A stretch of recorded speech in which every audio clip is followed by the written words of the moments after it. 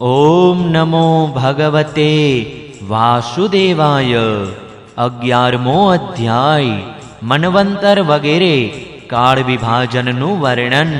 શ્રી મૈત્રેયજી કહે છે, હે વિદુરજી, પૃથ્વી વગેરે કાર્યવર્ગનો જે સૂક્ષ્મતમ અંશ છે કે જેનું બીજું વિભાજન થઈ શકતું નથી તથા જે કાર્યનું રૂપ પામેલો નથી અને જેનો અન્ય પરમાણુઓ સાથે સંયોગ પણ થયેલો નથી, તેને પરમાણુ કહે છે।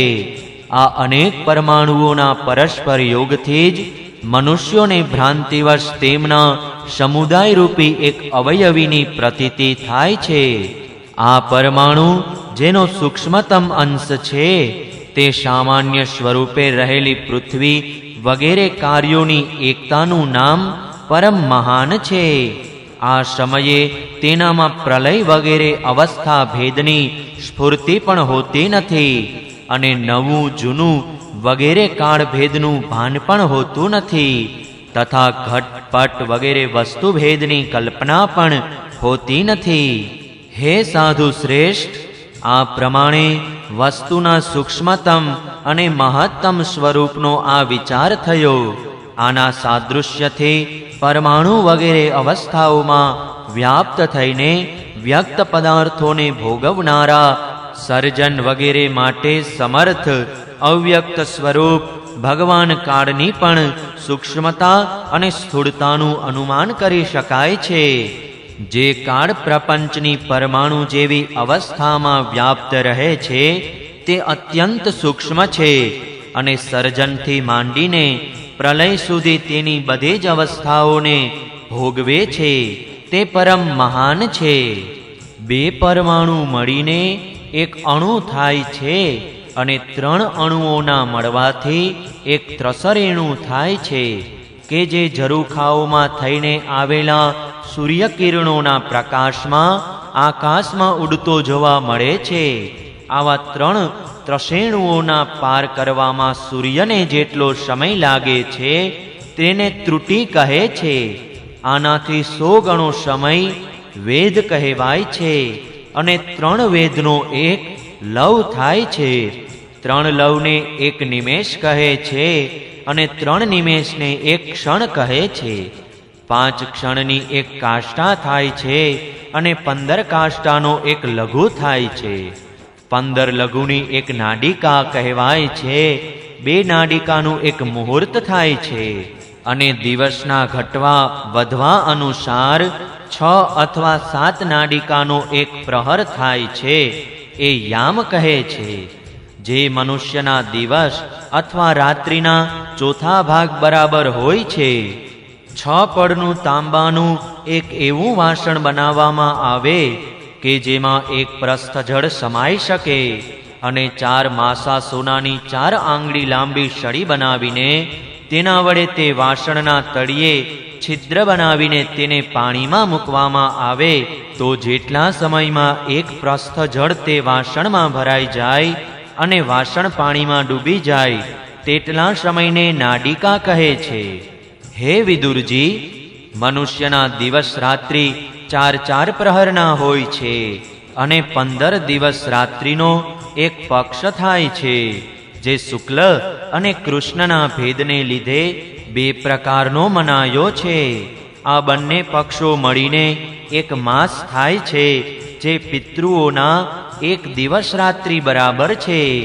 2 માસની એક ઋતુ અને 6 માસનો એક અયન થાય છે। અયન દક્ષિણાયન અને ઉત્તરાયણના ભેદોથી 2 પ્રકારના છે। આ બંને અયનો મળીને દેવતાઓના એક દિવસ રાત્રિ થાય છે તથા મનુષ્યલોકમાં એ વર્ષ અથવા 12 માસ કહેવાય છે।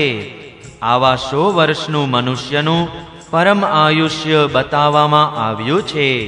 ચંદ્રમા વગેરે ગ્રહો, અશ્વિની વગેરે નક્ષત્રો અને સમસ્ત તારામંડળના અધિષ્ઠાતા કાળ સ્વરૂપ ભગવાન સૂર્ય પરમાણુથી માંડીને સંવત્સર સુધીના કાળમાં 12 રાશિઓ રૂપે સંપૂર્ણ ભુવન કોષની નિરંતર પરિક્રમા કર્યા કરે છે। હે વિદુરજી, સૂર્ય, બૃહસ્પતિ, શ્રવણ, ચંદ્રમા અને નક્ષત્ર સંબંધી મહિનાઓના ભેદને લીધે આ વર્ષ જ સંવત્સર, પરિવત્સર, ઈડાવત્સર, અનુવત્સર અને વત્સર કહેવાય છે. હે વિદુરજી, આ સૂર્ય ભગવાન જ 5 પ્રકારના વર્ષોની પ્રવૃત્તિ કરનારા છે. તમે ઉપહાર વગેરે સમર્પિત કરીને તેમની પૂજા કરો. આ સૂર્યદેવ પંચભૂતોમાં તેજ સ્વરૂપ છે અને પોતાની કાળ શક્તિથી બીજ વગેરે પદાર્થોની અંકુર ઉત્પન્ન કરનારી શક્તિને અનેક પ્રકારે કાર્યોન્મુખ કરે છે.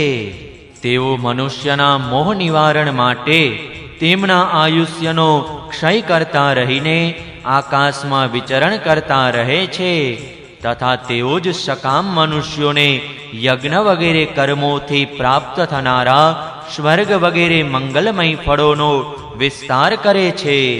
તેથી સૂર્ય ભગવાનની ઉપાસના રોજ કરવી જોઈએ. વિદુરજીએ કહ્યું, હે મુનિવર, તમે દેવતાઓ, પિતૃઓ અને મનુષ્યોના પરમ આયુષ્યનું વર્ણન તો કર્યું, પણ હવે સનક વગેરે જે જ્ઞાની મુનિજનો ત્રિલોકની બહાર કલ્પથી વધુ સમય સુધી રહેનારા છે તેમના આયુષ્યનું પણ વર્ણન કરો. કાળ ભગવાનની ગતિને તમે સમ્યકપણે જાણો છો, કારણ કે જ્ઞાનીજનો પોતાની યોગ સિદ્ધ દિવ્ય દ્રષ્ટિથી સઘળા સંસારને જોઈ લે છે. મૈત્રેયજીએ કહ્યું, હે વિદુરજી, સત્ય, ત્રેતા, દ્વાપર અને કળી આ 4 યુગ પોતાની સંધ્યા અને સંધ્યા અંશો સહિત દેવતાઓના 12,000 વર્ષો સુધી પ્રવર્તે છે એવું બતાવવામાં આવ્યું છે.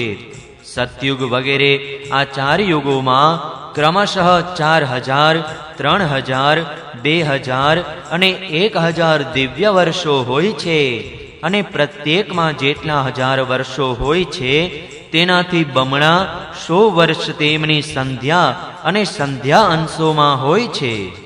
યુગના આરંભમાં સંધ્યા હોય છે અને અંતમાં સંધ્યા અંશ હોય છે. તેમની વર્ષ ગણતરી સેંકડોની સંખ્યામાં બતાવવામાં આવી છે. તેમની વચ્ચેનો જે સમય હોય છે તેને કાળવિદોએ યુગ કહ્યો છે. પ્રત્યેક યુગમાં એક વિશેષ ધર્મનું વિધાન મળે છે. સતયુગના મનુષ્યોમાં ધર્મ પોતાના 4 ચરણોથી રહે છે. પછી અન્ય યુગોમાં અધર્મની વૃદ્ધિ થવાથી તે ધર્મનો એક ચરણ ઘટતો જાય છે. પ્રિય વિદુરજી, ત્રિલોકની બહાર મહરલોકથી માંડીને બ્રહ્મલોક સુધી અહીંની 1000 ચતુર્યુગીનો એક દિવસ હોય છે અને તેટલી જ મોટી રાત્રિ હોય છે કે જેમાં જગત સ્રષ્ટા બ્રહ્માજી શયન કરે છે. તે રાત્રિનો અંત થતાં આ લોકનો કલ્પ આરંભ થાય છે. તેનો ક્રમ જ્યાં સુધી બ્રહ્માજીનો દિવસ રહે છે ત્યાં સુધી ચાલતો રહે છે. તેવા એક કલ્પમાં 14 મનુઓ થાય છે.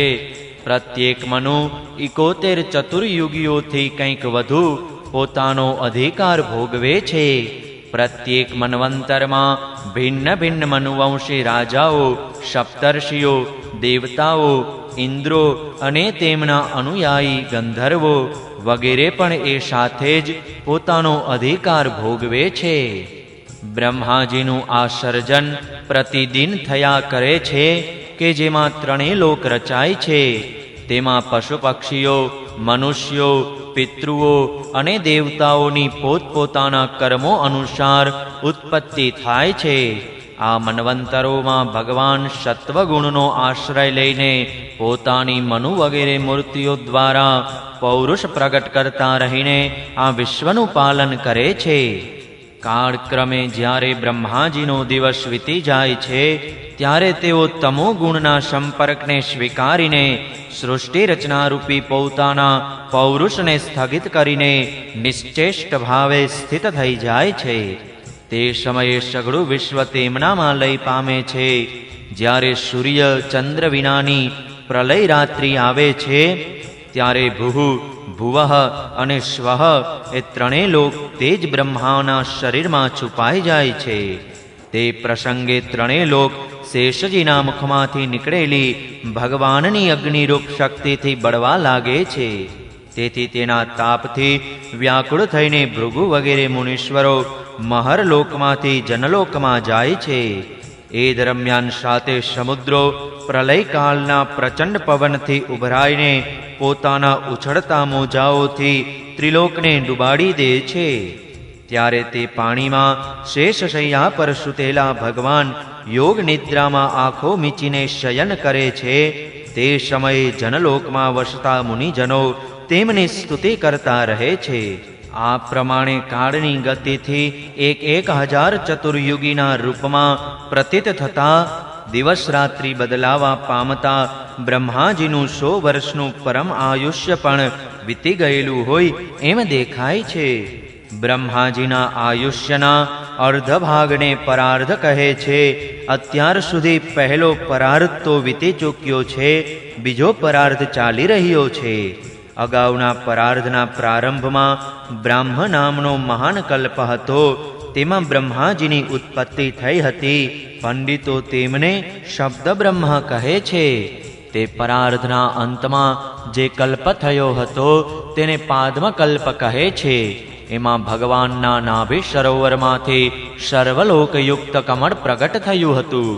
હે વિદુરજી, આ સમયે જે કલ્પ ચાલી રહ્યો છે તે બીજા પરાર્ધનો આરંભક છે એમ બતાવવામાં આવે છે.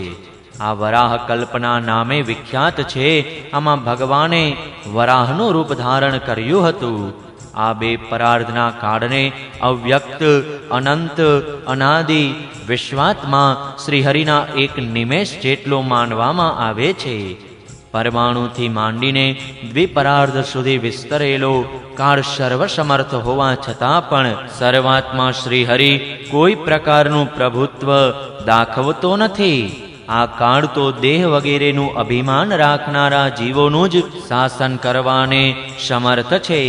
પ્રકૃતિ, મહત્તત્વ, અહંકાર અને પંચતન્માત્રાઓ, આ 8 પ્રકૃતિઓ સહિત 10 ઇન્દ્રિયો, મન અને પંચભૂતો એમ 16 વિકારો સાથે મળીને બનેલો આ બ્રહ્માંડ કોષ અંદરથી 50 કરોડ જોજન વિસ્તારવાળો છે. તથા તેની બહાર ચારે તરફ ઉત્તરોત્તર 10 ગણા 7 આવરણ છે. તે બધા સહિત આ બ્રહ્માંડ કોષ જેમાં પરમાણુ જેવો પડી રહેલો દેખાય છે અને જેમાં આવી કરોડો બ્રહ્માંડ રાશિઓ છે, તે આ પ્રધાન વગેરે સમસ્ત કારણોનું કારણ અક્ષર બ્રહ્મ કહેવાય છે. અને આ જ પુરાણ પુરુષ પરમાત્મા શ્રી વિષ્ણુ ભગવાનનું શ્રેષ્ઠ ધામ છે. ત્રીજા સ્કંદ અંતર્ગત 11મો અધ્યાય સમાપ્ત. જય શ્રી કૃષ્ણ. ઓમ નમો ભગવતે વાસુદેવાય. 12મો અધ્યાય સૃષ્ટિનો વિસ્તાર. શ્રી મૈત્રેયજીએ કહ્યું, હે વિદુરજી, અહીં સુધી મેં તમને ભગવાનનો કાળરૂપી મહિમા સંભળાવ્યો. હવે બ્રહ્માજીએ જે રીતે જગતની રચના કરી તે સાંભળો.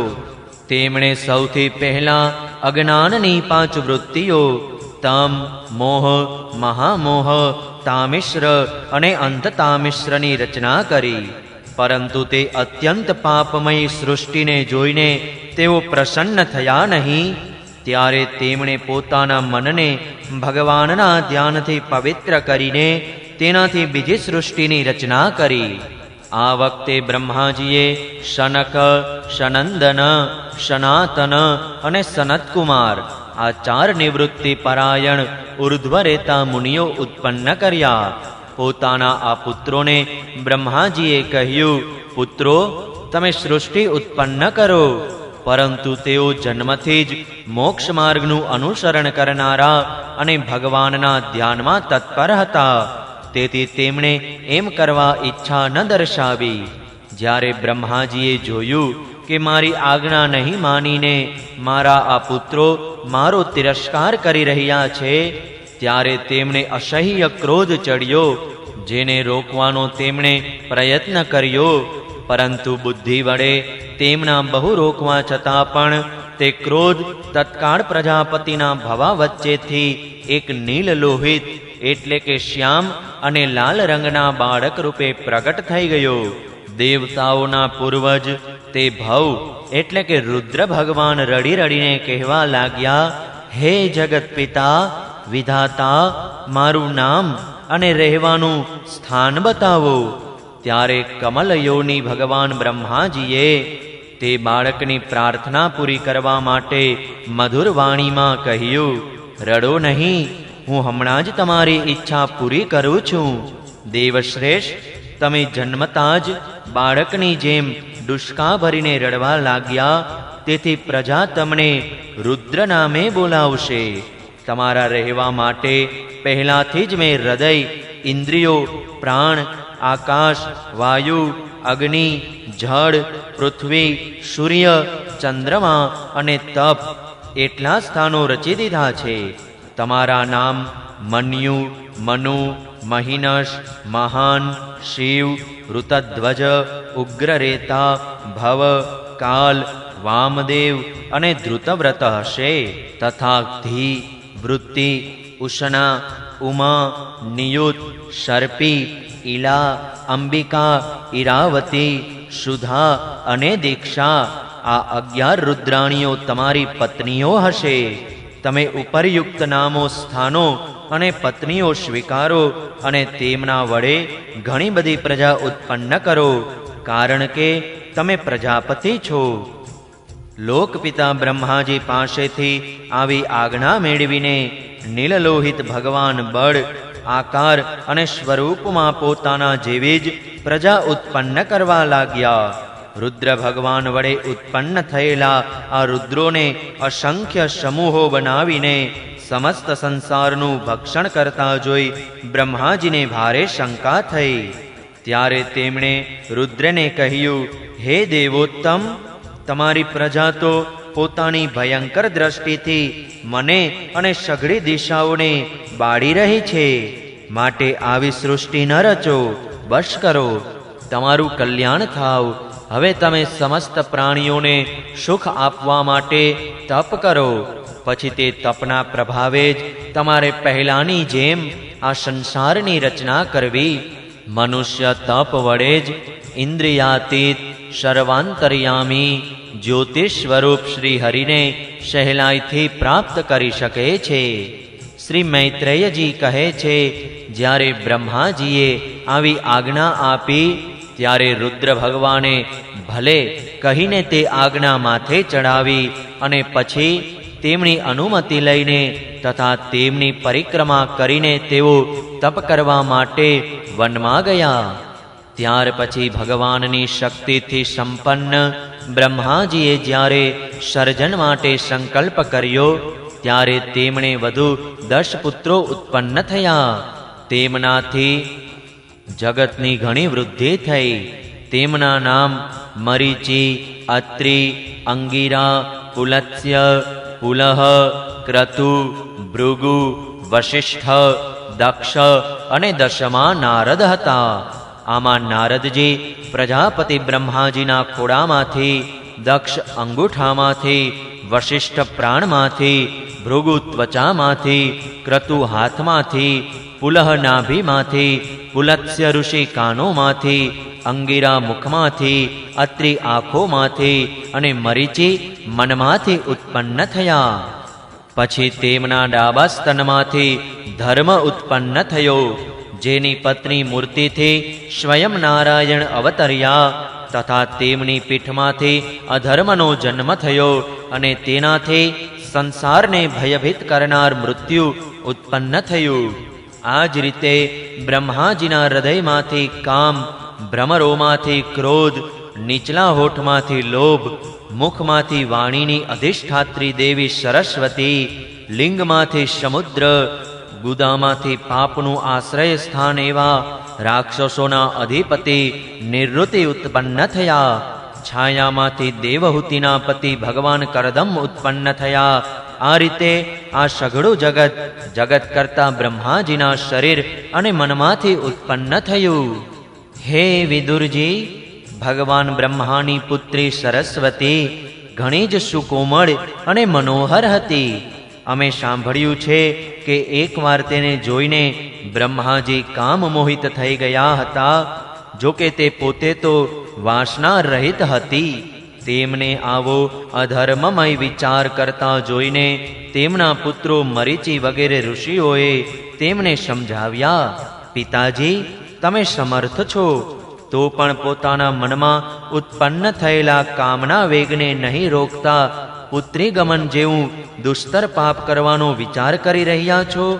આવું તો તમારા પૂર્વ થયેલા કોઈ પણ બ્રહ્માએ કર્યું નથી અને ભવિષ્યમાં પણ કોઈ કરશે નહીં. હે જગતગુરુ, તમારા જેવા તેજસ્વી પુરુષોને તો આવું કામ શોભતું નથી. કારણ કે તમારા જેવાઓના આચરણોનું અનુસરણ કરવાથી જ તો સંસારનું કલ્યાણ થાય છે. જે ભગવાને પોતાના સ્વરૂપમાં રહેલા આ જગતને પોતાના જ તેજથી પ્રગટ કર્યું છે, તેમને નમસ્કાર છે. આ સમયે તેઓ જ ધર્મનું રક્ષણ કરી શકે છે. પોતાના પુત્રો મરીચી વગેરે પ્રજાપતિઓને પોતાની સામે આ રીતે કહેતા જોઈને પ્રજાપતિઓના પતિ બ્રહ્માજી ઘણી લજ્જા પામ્યા અને તેમણે તે શરીર તે જ સમયે ત્યજી દીધું. ત્યારે દિશાઓએ તે ઘોર શરીર ગ્રહણ કરી લીધું. એ જ ધુમ્મસ થયું, જેને અંધકાર પણ કહે છે. એક વખત બ્રહ્માજી એવું વિચારી રહ્યા હતા કે હું પહેલાની જેમ સુવ્યવસ્થિત રૂપે બધા ભુવનોની રચના કેવી રીતે કરું. તે જ સમયે તેમના ચારે મુખોમાંથી 4 વેદ પ્રગટ થયા. તે ઉપરાંત ઉપવેદ, ન્યાયશાસ્ત્ર, હોતા, ઉદ્ગાતા, અધ્વર્યુ અને બ્રહ્મા, આ 4 ઋત્વિજોના કર્મો, યજ્ઞોનો વિસ્તાર, ધર્મના 4 ચરણો અને 4 આશ્રમ તથા તેમની વૃત્તિઓ, આ બધા પણ બ્રહ્માજીના મુખોમાંથી જ ઉત્પન્ન થયા. વિદુરજીએ પૂછ્યું, હે તપોધન, જગત સ્રષ્ટાઓના સ્વામી, બ્રહ્માજીએ જ્યારે પોતાના મુખોમાંથી આ વેદ વગેરે રચ્યા, તો તેમણે પોતાના કયા મુખથી કઈ વસ્તુ ઉત્પન્ન કરી, એ તમે કૃપા કરીને મને બતાવો. શ્રી મૈત્રેયજીએ કહ્યું, વિદુરજી, બ્રહ્માજીએ પોતાના પૂર્વ, દક્ષિણ, પશ્ચિમ અને ઉત્તરના મુખોમાંથી અનુક્રમે ઋક, યજુઃ, સામ અને અથર્વ વેદો રચ્યા તથા તે જ ક્રમે શસ્ત્ર, ઇજ્યા, સ્તુતિસ્તોમ અને પ્રાયશ્ચિત, આ 4ની રચના કરી. આ જ રીતે આયુર્વેદ, ધનુર્વેદ, ગાંધર્વ વેદ અને સ્થાપત્ય વેદ, આ 4 ઉપવેદો પણ અનુક્રમે તે પૂર્વ વગેરે મુખોમાંથી જ ઉત્પન્ન કર્યા. પછી સર્વદર્શી ભગવાન બ્રહ્માએ પોતાના 4 મુખોમાંથી ઇતિહાસ પુરાણ રૂપી 5મો વેદ રચ્યો. આ જ ક્રમે ષોડશી અને ઉક્ત, ચયન અને અગ્નિષ્ટોમ, આપ્તોર્યામ અને આતિરાત્ર તથા વાજપેય અને ગોષવ, આ 2 યાગ પણ તેમના પૂર્વ વગેરે મુખોમાંથી જ ઉત્પન્ન થયા.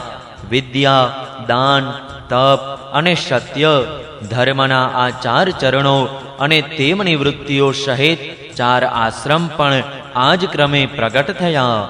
સાવિત્રી, પ્રાજાપત્ય, બ્રાહ્મ અને બૃહદ, આ 4 વૃત્તિઓ બ્રહ્મચારીની છે તથા વાર્તા, સંચય, શાલિન અને શિલોંછ, આ 4 વૃત્તિઓ ગૃહસ્થની છે.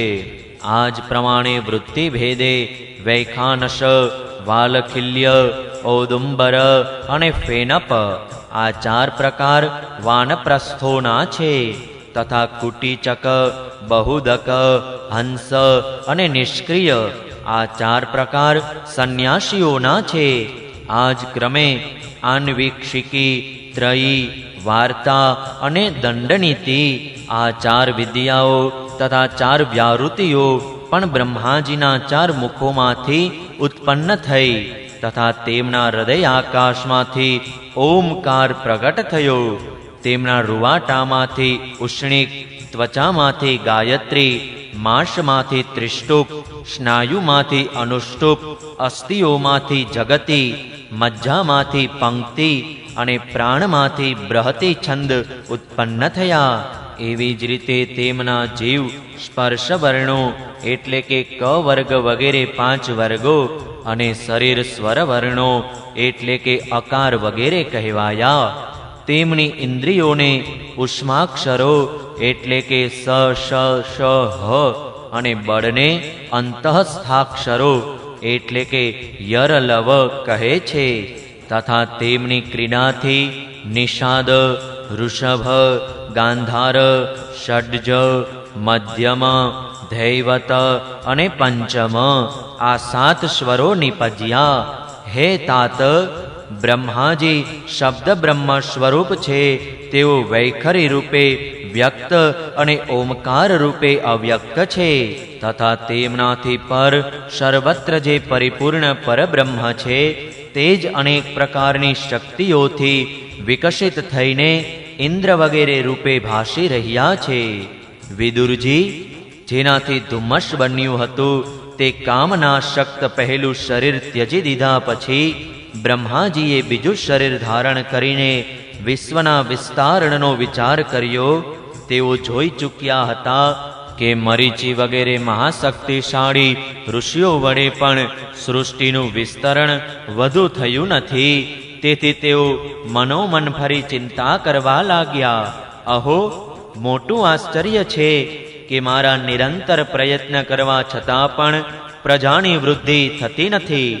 લાગે છે કે આમાં દેવ જ કંઈક વિઘ્ન નાખી રહ્યું છે. જે સમયે યથાયોગ્ય ક્રિયા કરનારા શ્રી બ્રહ્માજી દેવ વિશે આ પ્રમાણે વિચારી રહ્યા હતા તે જ સમયે એકાએક તેમના શરીરના 2 ભાગ પડી ગયા. ક બ્રહ્માજીનું નામ છે. તેમનામાંથી વિભાજિત થવાને કારણે શરીરને કાર્ય કહે છે. તે બંને વિભાગોમાંથી સ્ત્રી પુરુષનું એક યુગલ પ્રગટ થયું.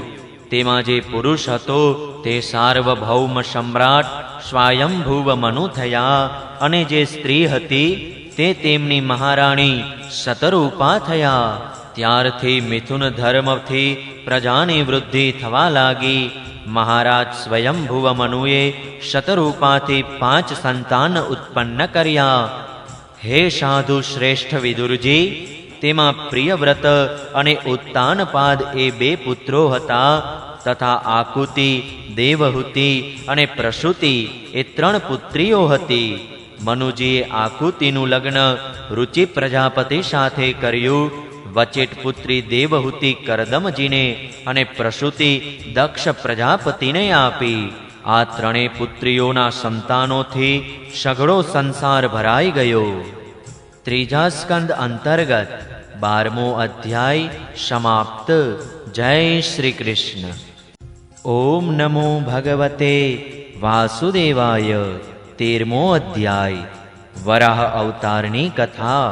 શ્રી શુકદેવજીએ કહ્યું, હે રાજન, મુનિવર મૈત્રેયજીના મુખેથી આ પરમ પુણ્યમય કથા સાંભળીને શ્રી વિદુરજીએ ફરી પૂછ્યું. કારણ કે ભગવાનની લીલા કથામાં એમનો અત્યંત અનુરાગ થઈ ગયો હતો. વિદુરજીએ કહ્યું, હે મુનિ, સ્વયંભૂ બ્રહ્માજીના પ્રિય પુત્ર મહારાજ સ્વયંભુવ મનુએ પોતાની પ્રિય પત્ની શતરૂપાને મેળવ્યા પછી શું કર્યું? હે સાધુ શ્રેષ્ઠ, તમે મને આદ્યરાજ મહર્ષિ સ્વયંભૂ મનુનું પવિત્ર ચરિત્ર સંભળાવો. તેઓ શ્રી વિષ્ણુ ભગવાનના શરણાગત હતા. તેથી તેમનું ચરિત્ર સાંભળવામાં મારી ઘણી શ્રદ્ધા છે. જેમના હૃદયમાં શ્રી મુકુંદના ચરણકમળ વિરાજે છે તે ભક્તજનોના ગુણોનું શ્રવણ કરવું એ જ મનુષ્યોના દીર્ઘકાળ સુધી કરેલા શાસ્ત્રાભ્યાસના શ્રમનું મુખ્ય ફળ છે. આવો વિદ્વાનોનો શ્રેષ્ઠ મત છે. શ્રી શુકદેવજી કહે છે, હે રાજન, વિદુરજી સહસ્ર શીર્ષ ભગવાન શ્રી હરિના ચરણાશ્રિત ભક્ત હતા. તેમણે જ્યારે વિનયપૂર્વક ભગવત કથા કહેવાની પ્રેરણા કરી ત્યારે મુનિવર મૈત્રેયજીનું રોમે રોમ ખીલી ઉઠ્યું. તેમણે કહ્યું, શ્રી મૈત્રેયજી બોલ્યા, જ્યારે પોતાની પત્ની શતરૂપાની સાથે સ્વયંભૂ મનુનો જન્મ થયો ત્યારે તેમણે અત્યંત નમ્રતાપૂર્વક હાથ જોડીને શ્રી બ્રહ્માજીને કહ્યું, હે ભગવાન, એકમાત્ર તમે જ સમસ્ત જીવોના જન્મદાતા અને જીવિકા પ્રદાતા પિતા છો. તો પણ અમે તમારા સંતાનો એવું ક્યું કર્મ કરીએ કે જેથી તમારી સેવા થઈ શકે? હે પૂજ્યપાદ, અમે તમને નમસ્કાર કરીએ છીએ. અમારાથી થઈ શકે તેવું કોઈ કાર્ય કરવા અમને તમે આજ્ઞા આપો કે જેથી આ લોકમાં સર્વત્ર અમારી કીર્તિ થાય અને પરલોકમાં સદગતિ પ્રાપ્ત થઈ શકે. શ્રી બ્રહ્માજીએ કહ્યું, હે તાત પૃથ્વીપતિ, તમારા બંનેનું કલ્યાણ થાવ. હું તમારાથી ઘણો પ્રસન્ન છું, કારણ કે તમે નિષ્કપટ ભાવે મને આજ્ઞા આપો એમ કહીને મને આત્મસમર્પણ કર્યું છે. હે વીર, પુત્રોએ આ જ પ્રકારે પોતાના પિતાની પૂજા કરવી જોઈએ. તેમને માટે એ યોગ્ય છે કે તેઓ બીજાઓ પ્રત્યે ઈર્ષાભાવ નહીં રાખતા, બને ત્યાં સુધી તેમની આજ્ઞાનું આદરપૂર્વક સાવધાનીથી પાલન કરે. તમે પોતાની આ પત્નીથી પોતાના જ જેવા ગુણવાન સંતાનો ઉત્પન્ન કરીને પૃથ્વીનું ધર્મપૂર્વક પાલન કરો અને યજ્ઞો વડે શ્રીહરિની આરાધના કરો. હે રાજન, પ્રજાપાલન કરવાથી મારી મોટી સેવા થશે અને તેમને પ્રજાનું પાલન કરતા જોઈને ભગવાન શ્રી હરિ પણ તમારા પર પ્રસન્ન થશે. જેમના પર જનાર્દન ભગવાન પ્રસન્ન થતા નથી તેમનો સઘળો શ્રમ વ્યર્થ જાય છે, કારણ કે તેઓ તો એક પ્રકારે પોતાના આત્માનો જ અનાદાર કરે છે. મનુજીએ કહ્યું, પાપનો નાશ કરનાર હે પિતાજી, હું તમારી આજ્ઞાનું અવશ્ય પાલન કરીશ, પરંતુ તમે આ જગતમાં મારા અને મારી ભાવિ પ્રજાના રહેઠાણનું સ્થાન બતાવો. હે દેવ, બધા જીવોનું નિવાસ સ્થાન એવી પૃથ્વી અત્યારે પ્રલયના જળમાં ડૂબેલી છે. તમે આ દેવી પૃથ્વીના ઉદ્ધારનો પ્રયત્ન કરો. શ્રી મૈત્રેયજીએ કહ્યું, પૃથ્વીને આ રીતે અગાધ જળમાં ડૂબેલી જોઈને બ્રહ્માજી દીર્ઘકાળ સુધી મનમાં એમ વિચારતા રહ્યા કે આનો કેવી રીતે ઉદ્ધાર કરું. જે સમયે હું આ લોકની રચનામાં વ્યસ્ત હતો તે સમયે પૃથ્વી જળમાં ડૂબી જવાથી રસાતલમાં ચાલી ગઈ. અમે સર્જન કાર્યમાં નિયુક્ત છીએ, તેથી આ માટે અમારે શું કરવું જોઈએ? હવે તો તેમના સંકલ્પ માત્રથી મારો જન્મ થયો છે. તે સર્વશક્તિમાન શ્રી હરિ જ મારું આ કામ પૂરું કરે. હે નિષ્પાપ વિદુરજી, બ્રહ્માજી આ પ્રમાણે વિચારી રહ્યા હતા એટલામાં જ તેમના નશ્કોરામાંથી અચાનક જ અંગૂઠા જેવડા આકારનું એક વરાહ શિશુ નીકળ્યું. હે ભારત, મોટા આશ્ચર્યની વાત તો એ બની કે આકાશમાં ઊભેલું તે વરાહ બાળક બ્રહ્માજીના દેખતા જ મોટું થઈને પરવાળમાં હાથી જેવડું થઈ ગયું. તે વિશાળ વરાહ મૂર્તિને જોઈને મરીચી વગેરે મુનિઓ, શનક વગેરે અને સ્વયંભૂ મનુ સહિત શ્રી બ્રહ્માજી જાત જાતના વિચાર કરવા લાગ્યા કે અહો, વરાહના રૂપમાં આજે આ ક્યું દિવ્ય પ્રાણી અહીં પ્રગટ થયું છે. કેવું આશ્ચર્ય! આ હમણાં તો મારા નાકમાંથી નીકળ્યું હતું. પહેલાં તો આ અંગૂઠાના ટેરવા જેવડું દેખાતું હતું, પણ એક પળમાં જ મોટી શિલા જેવડું થઈ ગયું. અવશ્ય જ યજ્ઞમૂર્તિ ભગવાન અમારા મનને મોહી રહ્યા છે.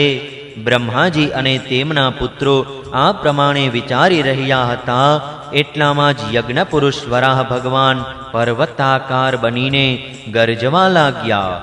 સર્વશક્તિમાન શ્રી હરિએ પોતાની ગર્જનાથી દિશાઓને પ્રતિધ્વનિત કરીને બ્રહ્મા અને બ્રાહ્મણ શ્રેષ્ઠોને હર્ષિત કરી મૂક્યા.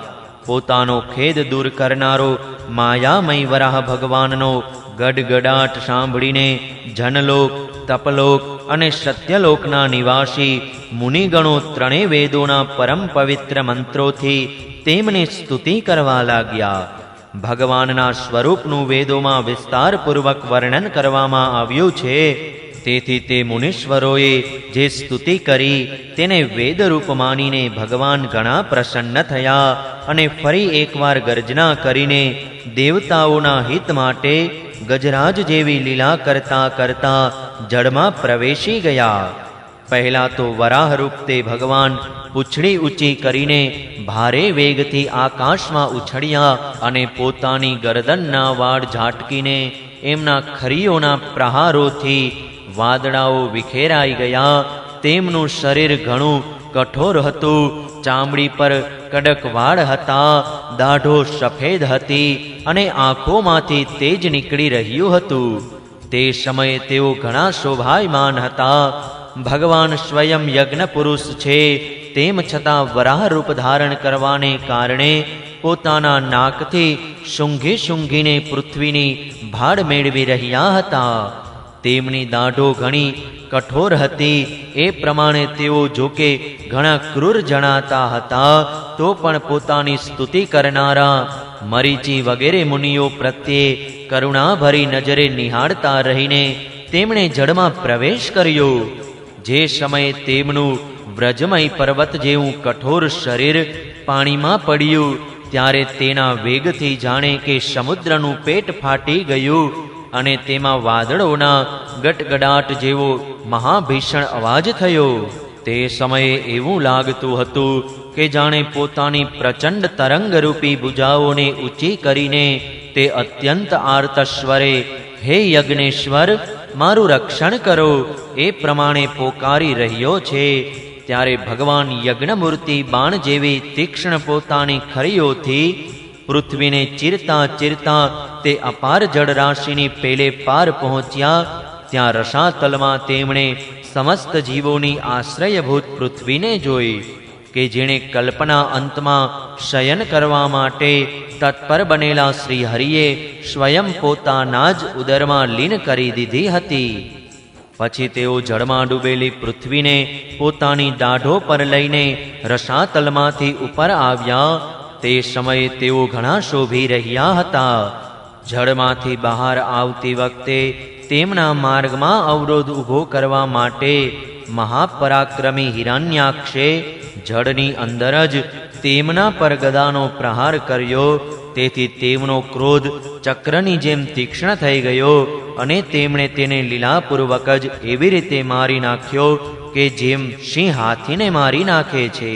તે સમયે તેના લોહીથી મોં અને લમણા ખરડવાને કારણે તેઓ એવા લાગતા હતા કે જાણે કોઈ ગજરાજ લાલ માટીના ટેકરાને ટકરાઈને આવ્યો હોય. પ્રિય વિદુર, જેમ ગજરાજ પોતાના દંતશૂળો પર કમળ પુષ્પ ધારણ કરી લે, તે જ રીતે પોતાના સફેદ દાંતોની અણી પર પૃથ્વીને ધારણ કરીને જળમાંથી બહાર નીકળેલા તમાલપત્ર જેવા નીલવર્ણી વરાહ ભગવાનને જોઈને બ્રહ્મા, મરીચી વગેરેને ખાતરી થઈ ગઈ કે સ્વયં યજ્ઞમૂર્તિ ભગવાને જ વરાહ રૂપે પૃથ્વીનો ઉદ્ધાર કર્યો.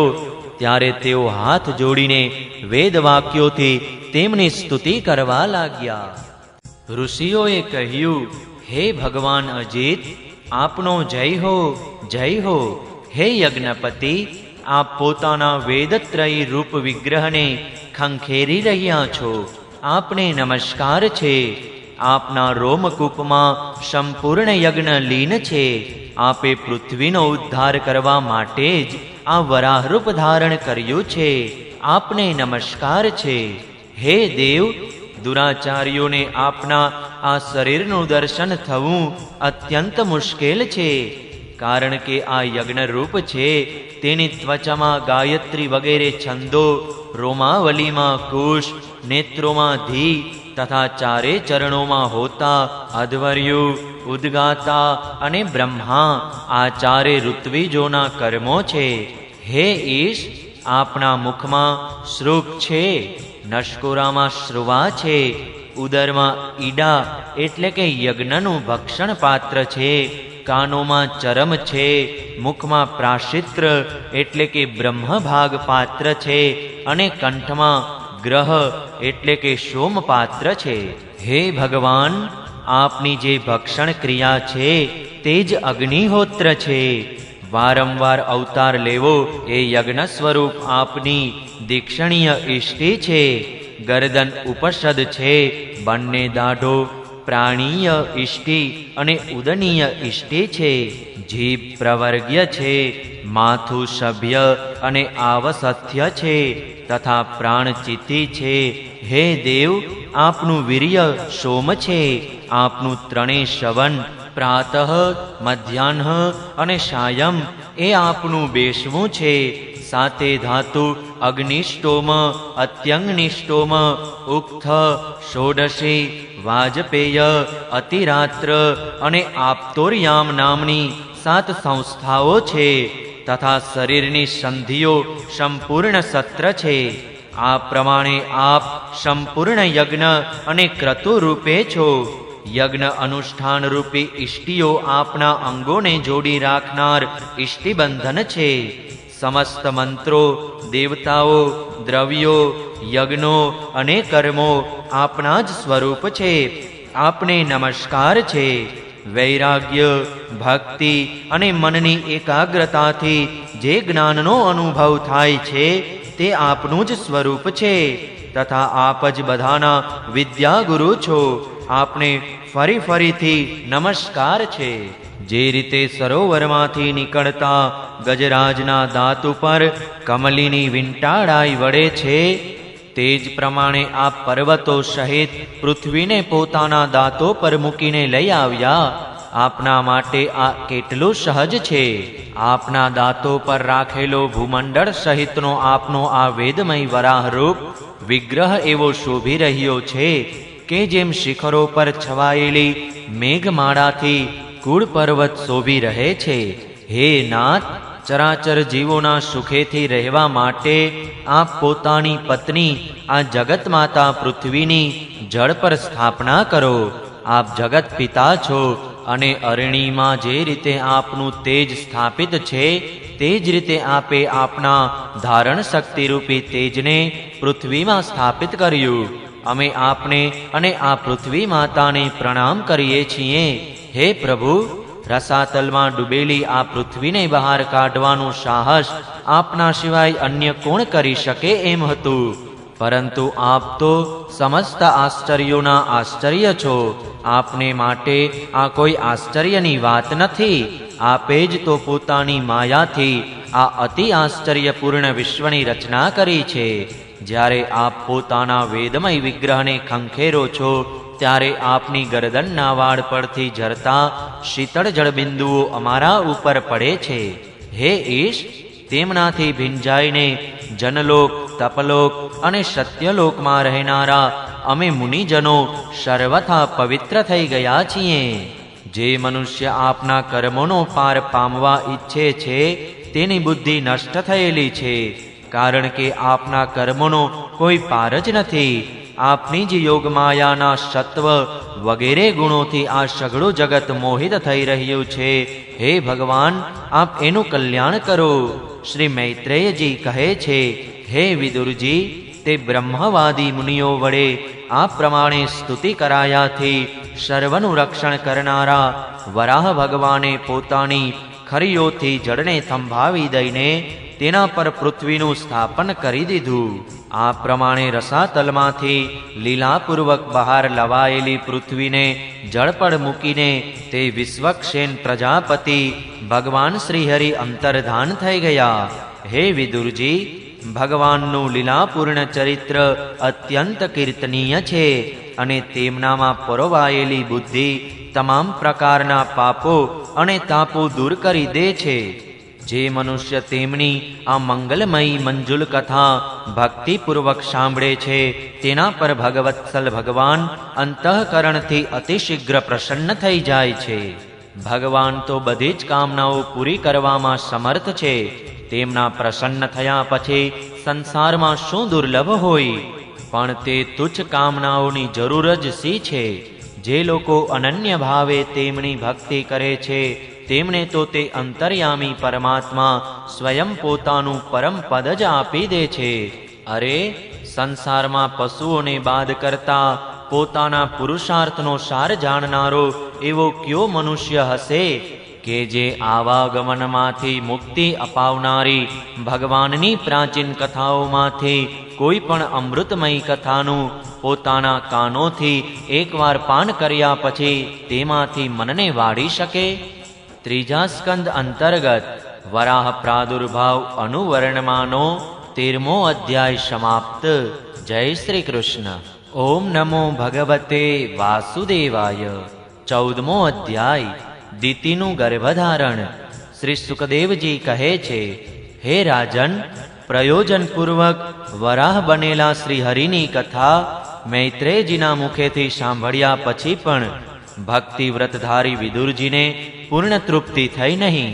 તેથી તેમણે હાથ જોડીને ફરીથી પૂછ્યું. વિદુરજીએ કહ્યું, હે મુનિવર, અમે હમણાં જ આપના મુખેથી એ વાત સાંભળી કે આદિ દૈત્ય હિરણ્યક્ષને યજ્ઞમૂર્તિ ભગવાને જ માર્યો હતો. હે બ્રહ્મન, જે સમયે ભગવાન લીલાપૂર્વક જ પોતાની દાઢો પર રાખીને પૃથ્વીને જળમાંથી બહાર કાઢી રહ્યા હતા, તે સમયે તેમની સાથે દૈત્યરાજ હિરણ્યાક્ષનું યુદ્ધ શા કારણે થયું? શ્રી મૈત્રેયજીએ કહ્યું, વિદુરજી, તમારો પ્રશ્ન ઘણો જ સુંદર છે, કારણ કે તમે શ્રી હરિની અવતાર કથા વિશે જ પૂછી રહ્યા છો કે જે કથા મનુષ્યોના મૃત્યુપાશને કાપી નાખનારી છે. જુઓ, ઉત્તાનપાદનો પુત્ર ધ્રુવ બાળપણમાં શ્રી નારદજીએ સંભળાવેલી શ્રી હરિકથાના પ્રભાવે જ મૃત્યુના માથે પગ મૂકીને ભગવાનના પરમ પદ પર આરૂઢ થઈ ગયો હતો. અગાઉના સમયે એકવાર વરાહ ભગવાન અને હિરણ્યાક્ષના આ જ યુદ્ધ વિશે દેવતાઓના પૂછવાથી દેવદેવ શ્રી બ્રહ્માજીએ તેમને આ ઇતિહાસ સંભળાવ્યો હતો અને એ જ પરંપરાથી મેં એ સાંભળ્યો છે. વિદુરજી, એકવાર દક્ષકન્યા દિતિએ પુત્ર પ્રાપ્તિની ઈચ્છાથી કામાતુર થઈને સંધ્યાકાળે જ પોતાના પતિ મરીચિસુત કશ્યપને પ્રાર્થના કરી. તે સમયે કશ્યપજી ખીરની આહુતિઓ વડે અગ્નિજીહ્વ ભગવાન યજ્ઞપતિની આરાધના કરીને સૂર્યાસ્ત વેળા થયેલી સમજીને અગ્નિશાળામાં ધ્યાનસ્થ બનીને બેઠા હતા. દિતિએ કહ્યું, હે વિદ્વન, જેમ મદમસ્ત હાથી કેળાના વૃક્ષને મસળી નાખે છે, તે જ રીતે આ પ્રસિદ્ધ ધનુર્ધારી કામદેવ મુજ અબળા પર બળ દાખવીને તમારે માટે મને બેચેન કરી રહ્યો છે. પોતાની પુત્રોવાળી શોકીઓની સુખ સમૃદ્ધિ જોઈ હું ઈર્ષાની આગથી બળી રહી છું. તેથી તમે મારા પર કૃપા કરો, તમારું કલ્યાણ થાવ. જેમના ગર્ભથી તમારા જેવા પતિ પુત્ર રૂપે જન્મે છે, તે સ્ત્રીઓ જ પોતાના પતિઓથી સન્માનિત થયેલી મનાય છે. તેમનો સુયશ સંસારમાં સર્વત્ર પ્રસરી જાય છે. અમારા પિતા દક્ષ પ્રજાપતિનો પોતાની પુત્રીઓ પર ઘણો જ સ્નેહ હતો. એકવાર તેમણે અમને બધીને અલગ અલગ બોલાવીને પૂછ્યું કે તમે કોને પોતાનો પતિ બનાવવા ઈચ્છો છો? તેઓ પોતાના સંતાનોની બધી રીતે ચિંતા સેવતા હતા. તેથી અમારો ભાવ જાણીને તેમણે તે પૈકીની અમને 13 પુત્રીઓને તમારી સાથે પરણાવી કે જે બધી તમારા ગુણ સ્વભાવને અનુરૂપ હતી.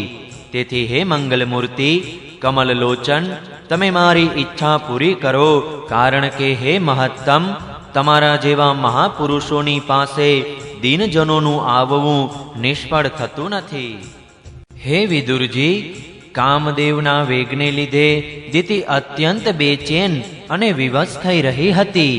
તેણે આ રીતે ઘણી બધી વાતો ઉપજાવીને દીન થઈને કશ્યપજીને પ્રાર્થના કરી. ત્યારે તેમણે સુમધુર વાણીથી તેને સમજાવતા કહ્યું, ભીરુ, તારી ઈચ્છા અનુસાર હું હમણાં જ તારું પ્રિય કાર્ય અવશ્ય કરીશ. તેના થકી અર્થ, ધર્મ અને કામ એ ત્રણેયની સિદ્ધિ થતી હોય તેવી પોતાની પત્નીની કામના કોણ પૂરી ન કરે? જેમ જહાજ પર ચઢીને મનુષ્ય મહાસાગર પાર કરી લે છે, તે જ રીતે ગૃહસ્થાશ્રમી અન્ય આશ્રમોને આશ્રય આપતો રહીને પોતાના આશ્રમ થકી પોતે પણ દુઃખોના સમુદ્રને પાર કરી લે છે. હે માનિની, સ્ત્રીને તો ત્રિવિધ પુરુષાર્થની કામનાવાળા પુરુષનું અડધું અંગ કહેવામાં આવે છે. તેના પર ગૃહસ્થીની જવાબદારી નાખીને પુરુષ નિશ્ચિંત થઈને વિચરે છે. ઇન્દ્રિયો રૂપી શત્રુ અન્ય આશ્રમવાળાઓ માટે અત્યંત દુર્જેય છે. પરંતુ જે રીતે ગઢનો સ્વામી લૂંટારા શત્રુઓને સહેલાઈથી પોતાને આધીન કરી લે છે, તે જ રીતે અમે પોતાની પરિણીત પત્નીનો આશ્રય લઈને આ ઇન્દ્રિયો રૂપી શત્રુઓને સહજપણે જ જીતી લઈએ છીએ. હે ગૃહેશ્વરી, તારા જેવી પત્નીના ઉપકારનો બદલો તો અમે અથવા કોઈ પણ ગૃહગ્રામી પુરુષ પોતાના આયુષ્યમાં કે અન્ય જન્મમાં પણ સંપૂર્ણપણે ચૂકવી શકે તેમ નથી. તેમ છતાં સંતાન પ્રાપ્તિની તારી આ ઈચ્છા હું યથાશક્તિ અવશ્યપણે પૂર્ણ કરીશ. પણ અત્યારે તું એક મુહૂર્ત માટે થોભી જા, કે જેથી લોકો મારી નિંદા ન કરે. આ અત્યંત ઘોર સમય રાક્ષસ વગેરે ભયંકર જીવોનો છે, અને જોવામાં પણ તે ઘણો ભયાનક છે. એમાં ભગવાન ભૂતનાથના ભૂત પ્રેત વગેરે ગણો ઘૂમ્યા કરે છે. હે સાધ્વી, આ સંધ્યાકાળે ભૂતપ્રિય ભૂપતિ ભગવાન શંકર પોતાના ભૂત પ્રેતાદિ ગણને સાથે લઈને નંદી પર સવાર થઈને વિચરણ કરે છે. જેમનો જટાકલાપ સ્મશાન ભૂમિમાંથી ઉઠેલા વંટોળિયાની ધૂળથી ધૂસરિત થઈને દેદીપ્યમાન થઈ રહ્યો છે, તથા જેમના સુવર્ણ તેજોમય ગૌર શરીર પર ભસ્મ લાગેલી છે, તે તારા બનેવી મહાદેવજી પોતાના સૂર્ય, ચંદ્ર અને અગ્નિરૂપી 3 નેત્રો વડે બધું જોઈ રહ્યા છે. સંસારમાં તેમનું કોઈ પોતાનું કે પરાયું નથી, અને નથી કોઈ તેમનું આદરણીય કે નથી કોઈ નિંદનીય. પણ માયાને ભોગવીને એમણે પગથી લાત મારી ઠુકરાવી દીધી છે. આપણે ભગવાનની આરાધના કરીએ છીએ અને તેમની પાસે માયાની જ માગણી કરીએ છીએ. એ કેટલા દુઃખની વાત છે. વિવેકી મનુષ્યો અવિદ્યાના આવરણને દૂર કરવાની ઈચ્છાથી તેમના નિર્મળ ચરિત્રનું ગાન કર્યા કરે છે. તેમનાથી અધિક તો શું, તેમના સરખું પણ કોઈ જ નથી, અને તેમના સુધી કેવળ સત્પુરુષો જ પહોંચી શકે છે. આ બધું હોવા છતાં પણ તેઓ સ્વયં પિશાચો જેવું આચરણ કરે છે. આ મનુષ્ય શરીર કૂતરાઓનું ભોજન છે. જે અવિવેકી મનુષ્યો આત્મા માનીને વસ્ત્ર, આભૂષણ, માળા, ચંદન વગેરેથી તેને સજાવતા શોભાવતા રહે છે, તેવા અભાગ્યાઓ જ આત્મારામ ભગવાન શંકરના આચરણની મજાક કરે છે. અમે તો શું, બ્રહ્મા વગેરે લોકપાલો પણ તેમને બાંધેલી ધર્મની મર્યાદાનું પાલન કરે છે. તેઓ જ આ વિશ્વનું અધિષ્ઠાન છે, તથા આ માયા પણ તેમની જ આજ્ઞાનું અનુસરણ કરનારી છે. આવા હોવા છતાં પણ તેઓ પ્રેતોના જેવું આચરણ કરે છે. અહો, તે જગત વ્યાપક પ્રભુની આ અદ્ભુત લીલા કશી સમજાતી નથી. મૈત્રેયજી કહે છે, પતિના આ પ્રમાણે સમજાવવા છતાં પણ કામાતુર દિતિએ વેશ્યાની જેમ નિર્લજ થઈને બ્રહ્મર્ષિ કશ્યપજીનું વસ્ત્ર પકડી લીધું. ત્યારે કશ્યપજીએ તે નિંદિત કર્મ માટેનો પોતાની પત્નીનો ઘણો આગ્રહ જોઈને દૈવને નમસ્કાર કર્યા અને એકાંતમાં તેની સાથે સમાગમ કર્યો. પછી જળમાં સ્નાન કરીને પ્રાણ અને વાણીનો સંયમ કરીને વિશુદ્ધ જ્યોતિર્મય સનાતન બ્રહ્મનું ધ્યાન કરતા રહીને તેનો જપ કરવા લાગ્યા. હે વિદુરજી, દીતિને પણ તે નિંદિત કર્મને કારણે ભારે શરમ આવી અને તે બ્રહ્મર્ષિ પાસે જઈને માથું નીચું નમાવીને આ પ્રમાણે કહેવા લાગી. દીતિ બોલી, હે બ્રહ્મન, ભગવાન રુદ્ર ભૂતોના સ્વામી છે. મેં તેમનો અપરાધ કર્યો છે, પરંતુ તે ભૂત શ્રેષ્ઠ મારા આ ગર્ભને નષ્ટ ન કરે. ભક્તવાંછા કલ્પતૃ, ઉગ્ર અને રુદ્રરૂપ મહાદેવને હું નમસ્કાર કરું છું. તેઓ સત્પુરુષો માટે કલ્યાણકારી છે અને દંડ આપવાના ભાવથી રહિત છે, પરંતુ દુષ્ટો માટે તો ક્રોધમૂર્તિ દંડપાણી છે. આમ સ્ત્રીઓ પર તો શિકારી પણ દયા કરે છે. વળી તે સતીપતિ તો મારા બનેવી અને પરમ કૃપાળુ છે, તેથી તેઓ મારા પર પ્રસન્ન થાઓ. શ્રી મૈત્રેયજીએ કહ્યું, હે વિદુરજી, પ્રજાપતિ કશ્યપે સાયંકાલીન સંધ્યાવંદન વગેરે કર્મોથી પરવર્યા પછી જોયું કે થરથર કાંપી રહેલી દિતિ પોતાના સંતાનની લૌકિક અને પરલૌકિક ઉન્નતિ માટે પ્રાર્થના કરી રહી છે. ત્યારે તેમણે તેને કહ્યું, કશ્યપજીએ કહ્યું, તારું ચિત્ત કામવાસનાથી મલિન હતું, તે સમય પણ યોગ્ય ન હતો અને તે મારી વાત પણ માની નહીં અને દેવતાઓની પણ અવગણના કરી. હે અમંગલમય ચંડી, તારી કુખે ઘણા જ અમંગલમય અને અધમ બે પુત્રો જન્મશે. તેઓ સમસ્ત લોકોને અને લોકપાલોને પોતાના અત્યાચારોથી વારંવાર રડાવશે. જ્યારે તેમના હાથે ઘણા બધા નિરપરાધ અને લાચાર પ્રાણીઓ માર્યા જવા લાગશે, સ્ત્રીઓ પર અત્યાચાર થવા લાગશે અને મહાત્માઓને ક્ષુબ્ધ કરતા રહેવામાં આવશે, ત્યારે સમસ્ત લોકોનું રક્ષણ કરનારા શ્રી જગદીશ્વર કોપિત થઈને અવતાર લેશે અને જેમ ઇન્દ્ર પર્વતોનું દમન કરે છે તે જ રીતે તેમનો વધ કરશે. દિતિએ કહ્યું, પ્રભુ, હું પણ એવું જ ઈચ્છું છું કે જો મારા પુત્રનો વધ થાય તો તે સાક્ષાત ચક્રપાણી ભગવાનના હાથે જ થાય. કોપિત બ્રાહ્મણોના શાપ વગેરેથી ન થાય. જે જીવ બ્રાહ્મણોના શાપથી દાજેલો અથવા પ્રાણીઓને ભય આપનારો હોય છે તે કોઈ પણ યોનિમાં જાય તેના પર નારકીય જીવો પણ દયા કરતા નથી. કશ્યપજીએ કહ્યું, હે દેવી, તે પોતાના કરેલા કર્મ પર શોક અને પશ્ચાતાપ પ્રગટ કર્યો છે. તને તરત જ ઉચિત અનુચિતનો ખ્યાલ પણ આવી ગયો તથા ભગવાન વિષ્ણુ, શિવ અને મારા પ્રત્યે પણ તારો ઘણો આદર જણાઈ આવે છે. તેથી તારા એક પુત્રના 4 પુત્રોમાંથી એક એવો થશે કે જેનું સત્પુરુષો પણ માન કરશે અને જેના પવિત્ર યશનું ગાન ભક્તજનો ભગવાનના ગુણોની સાથે કરશે. જે રીતે ખોટા સોનાને વારંવાર તપાવીને શુદ્ધ કરવામાં આવે છે, તે જ રીતે સાધુજનો તેના સ્વભાવનું અનુસરણ કરવા માટે નિર્વેરતા વગેરે ઉપાયોથી પોતાના અંતઃકરણને શુદ્ધ કરશે. જેમની કૃપાથી તેમના સ્વરૂપભૂત એવું આ જગત આનંદિત થાય છે, તે સ્વયં પ્રકાશ ભગવાન પણ તેની અનન્ય ભક્તિથી સંતુષ્ટ થઈ જશે. હે દિતિ, તે બાળક ઘણો મોટો ભગવત ભક્ત, ઉદાર હૃદય, પ્રભાવશાળી અને મહાપુરુષોનો પણ પૂજ્ય થશે તથા પ્રૌઢ ભક્તિભાવથી વિશુદ્ધ અને ભાવાંતિક થયેલા અંતઃકરણમાં શ્રી ભગવાનને સ્થાપિત કરીને દેહાભિમાન ત્યજી દેશે. તે વિષયોમાં અનાસક્ત, શીલવાન, ગુણોનો ભંડાર તથા બીજાઓની સમૃદ્ધિમાં સુખ અને દુઃખમાં દુઃખ માનનારો થશે. તેનો કોઈ શત્રુ હશે નહીં તથા ચંદ્રમા જેમ ગ્રીષ્મ ઋતુનો તાપ હરી લે છે તેવી જ રીતે તે સંસારના શોકને હરનારો થશે.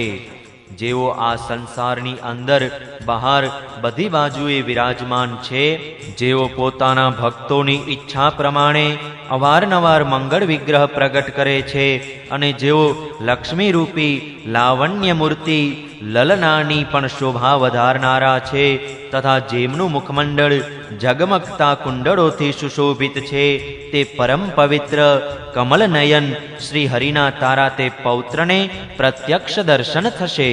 શ્રી મૈત્રેયજી કહે છે, વિદુરજી, દિતિએ જ્યારે સાંભળ્યું કે મારો પૌત્ર ભગવાનનો ભક્ત થશે ત્યારે તેને ઘણો આનંદ થયો તથા એ જાણીને કે મારા પુત્રો સાક્ષાત શ્રી હરિના હાથે માર્યા જશે તેને અધિક વિશેષ ઉત્સાહ થયો.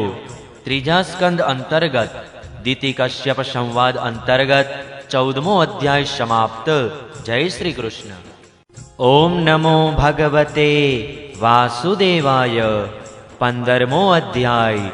જય વિજયને સનકાદિનો શાપ. શ્રી મૈત્રેયજીએ કહ્યું, હે વિદુરજી, દિતિને પોતાના પુત્રોને દેવતાઓ દ્વારા કષ્ટ પહોંચવાની આશંકા હતી. તેથી તેણે બીજાઓના તેજનો નાશ કરનારા કશ્યપજીના તે તેજને 100 વર્ષો સુધી પોતાના ઉદરમાં જ રાખ્યું. ગર્ભમાં રહેલા તે તેજથી જ લોકોમાં સૂર્ય વગેરેનો પ્રકાશ ક્ષીણ થવા લાગ્યો તથા ઇન્દ્ર વગેરે લોકપાલો પણ તેજહીન થઈ ગયા. ત્યારે તેમણે બ્રહ્માજી પાસે જઈને કહ્યું કે અંધકારને કારણે બધી દિશાઓમાં ભારે અવ્યવસ્થા થઈ રહી છે. દેવતાઓએ કહ્યું, હે બ્રહ્માજી, કાળ આપની જ્ઞાન શક્તિને કુંઠિત કરી શકતો નથી, તેથી આપનાથી કોઈ વાત અજાણી નથી. આપ આ અંધકાર વિશે પણ જાણતા જ હશો. અમે તો તેનાથી ઘણા જ ભયભીત થઈ રહ્યા છીએ. હે દેવાધિદેવ, આપ જગતના રચનારા છો અને સમસ્ત લોકપાલોના મુકુટમણિ છો. આપ નાના મોટા તમામ જીવોના ભાવ જાણો છો. હે દેવ, આપ વિજ્ઞાન બળથી સંપન્ન છો. આપે માયાથી જ આ ચતુર્મુખ રૂપ અને રજોગુણ અપનાવ્યા છે. આપની ઉત્પત્તિના વાસ્તવિક કારણને કોઈ જાણી શકતું નથી. અમે આપને નમસ્કાર કરીએ છીએ. આપનામાં સમસ્ત લોકો સ્થિત છે. કાર્ય કારણ રૂપી સઘળો પ્રપંચ આપનું શરીર છે, પરંતુ વાસ્તવમાં આપ તેનાથી પર છો. જેઓ સમસ્ત જીવોના ઉત્પત્તિ સ્થાન એવા આપનું અનન્ય ભાવે ધ્યાન ધરે છે, તે સિદ્ધ યોગીઓનો કોઈ પણ પ્રકારે હ્રાસ થઈ શકતો નથી, કારણ કે તેઓ આપના કૃપા કટાક્ષથી કૃતકૃત્ય થઈ જાય છે તથા પ્રાણ, ઇન્દ્રિયો અને મનને જીતી લેવાને કારણે તેમનો યોગ પણ પરિપક્વ થઈ જાય છે. દોરડાથી બંધાયેલા બળદોની જેમ આપની વેદવાણીથી જકડાયેલી સઘળી પ્રજા આપની આધીનતામાં નિયમ અનુસાર કર્મોનું અનુષ્ઠાન કરીને આપને બલિ સમર્પિત કરે છે. આપ સૌના નિયંતા મુખ્ય પ્રાણ છો. અમે આપને નમસ્કાર કરીએ છીએ. હે ભૂમા, આ અંધકારને કારણે દિવસ રાતનું વિભાજન અસ્પષ્ટ થઈ જવાથી લોકોના તમામ કર્મ લુપ્ત થઈ જઈ રહ્યા છે, જેનાથી તેઓ દુઃખી થઈ રહ્યા છે. તેમનું કલ્યાણ કરો અને શરણાગતો પ્રત્યે પોતાની અપાર કૃપા દ્રષ્ટિથી નિહાળો. હે દેવ, આગ જે રીતે બળતણમાં પડીને વધતી રહે છે, તે જ રીતે કશ્યપજીના વીર્યથી સ્થાપિત થયેલો દીતિનો આ ગર્ભ બધી દિશાઓને અંધકારમય કરતો રહીને ક્રમશઃ વધી રહ્યો છે. શ્રી મૈત્રેયજી કહે છે, હે મહાબાહુ, દેવતાઓની પ્રાર્થના સાંભળીને ભગવાન બ્રહ્માજી હસ્યા અને પોતાની મધુર વાણીથી તેમને આનંદિત કરતા કહેવા લાગ્યા. બ્રહ્માજીએ કહ્યું, હે દેવતાઓ, તમારા પૂર્વજો સનક વગેરે મારા માનસ પુત્રો લોકોની આસક્તિ ત્યજીને સમસ્ત લોકોમાં આકાશ માર્ગે વિચરણ કરતા હતા. એકવાર તેઓ ભગવાન વિષ્ણુના શુદ્ધ સત્વમય બધા લોકોના શિરોભાગમાં રહેલા વૈકુંઠ ધામમાં જઈ પહોંચ્યા. ત્યાં બધા જ લોકો વિષ્ણુરૂપ થઈને રહે છે અને તે પ્રાપ્ત પણ તેમને જ થાય છે કે જેઓ અન્ય તમામ પ્રકારની કામનાઓને છોડીને કેવળ ભગવાનના ચરણોના શરણની પ્રાપ્તિ માટે જ પોતાના ધર્મ થકી તેમની આરાધના કરે છે. ત્યાં વેદાંત પ્રતિપાદ્ય ધર્મમૂર્તિ શ્રી આદિનારાયણ ભગવાન અમે જે તેમના ભક્તો છીએ તેમને આપવા માટે શુદ્ધ સત્વમય સ્વરૂપ ધારણ કરીને હર હંમેશ વિરાજમાન રહે છે. તે લોકમાં નહિશ્રેયસ નામનું એક વન છે, જે સાક્ષાત કૈવલ્ય ધામ એટલે કે મોક્ષધામ જેવું જ જણાઈ આવે છે. તે તમામ પ્રકારની કામનાઓને પૂરી કરનારા વૃક્ષોથી સુશોભિત છે કે જેઓ સ્વયં હર હંમેશ 6 ઋતુઓની શોભાથી સંપન્ન રહે છે. ત્યાં વિમાનચારી ગંધર્વગણ પોતાની પ્રિયાઓની સાથે પોતાના પ્રભુની પવિત્ર લીલાઓનું ગાન કરતા રહે છે કે જે લીલાઓ લોકોના સમસ્ત પાપ પુંજને ભસ્મ કરી દેનારી છે. તે સમયે સરોવરમાં ખીલેલી મકરંદપૂર્ણ વાસંતિક માધવી લતાની સુમધુર ગંધ તેમના ચિત્તને પોતાના પ્રત્યે ખેંચવા ઈચ્છે છે, પરંતુ તેઓ તેના પ્રત્યે ધ્યાન જ આપતા નથી, બલકે તે ગંધને ઉડાડી લાવનારા વાયુને તેમની એકાગ્રતાનો ભંગ કરનાર જાણી તેના પ્રત્યે અણગમો વ્યક્ત કરે છે. તે વનમાં કબૂતર, કોયલ, સારસ, ચક્રવાક, બપૈયો, હંસ, પોપટ, તેતર અને મોર આ બધાનો ખૂબ કલરવ થાય છે. ત્યારે લાગે છે કે તે બધા હરિકથાનું ગાન કરી રહ્યા છે. જ્યારે આ બધાનો કોલાહ થોડી વાર માટે બંધ થઈ જાય છે ત્યારે બ્રહ્મરાજ ઊંચા સ્વરે ગુંજારવ કરવા માંડે છે, જાણે તે ભગવાનની હરિકથાનું ગાન કરે છે. અને બધા પક્ષીઓ મૌન થઈને લવલીન થઈને હરિકથા સાંભળે છે. ભગવાનના શ્રી વિગ્રહ પર પોતાની સેવા રૂપે અર્પણ થયેલા પુષ્પો જેવા કે મંદાર, કુંદ, કુરબક, ઉત્પલ, ચંપક, શાગ, પુન્નાગ, નાગકેશર, બકુલ, અંબુજ, પારિજાત વગેરે સુગંધયુક્ત હોવા છતાં ભગવાન કહે છે, આ તુલસીની માળાની સુગંધ કેટલી સુંદર છે. ત્યારે બીજા પુષ્પો પણ તુલસીની પ્રશંસા કરતા કહે છે કે આ તુલસીએ કેટલું ભારે તપ કર્યું હશે. તે લોક વૈદુર્ય, મરક્તમણી અને સુવર્ણના વિમાનોથી ભરેલો છે. આ બધા કોઈ કર્મફળથી નહીં, બલકે એકમાત્ર શ્રી હરિના ચરણ કમળોની વંદના કરવાથી જ પ્રાપ્ત થાય છે. આવા ભગવત ભક્તો કે જેમનું ચિત્ત શ્રી કૃષ્ણમય બની ગયું છે, તેમના મનમાં સુંદર સ્ત્રીઓ પણ પોતાના મંદ મંદ સ્મિતથી અને મનોહર હાસ પરિહાસથી કામ વિકાર ઉત્પન્ન કરી શકતી નથી. પરમ સૌંદર્યશાળી લક્ષ્મીજી કે જેમની કૃપા મેળવવા માટે દેવતાઓ પણ પ્રયત્નશીલ રહે છે, તેઓ શ્રી હરિના ભવનમાં ચંચળતા રૂપી દોષોનો ત્યાગ કરીને રહે છે. પોતાના ચરણકમળોના નુપુરોનો જંકાર કરતા તેઓ જ્યારે પોતાના લીલા કમળ ઘુમાવે છે, ત્યારે તે કનક ભવનની સ્ફટિકમય દિવાલોમાં તેમનું પ્રતિબિંબ પડવાથી એવું જણાઈ આવે છે કે જાણે તેઓ તેમને વાળી રહ્યા હોય.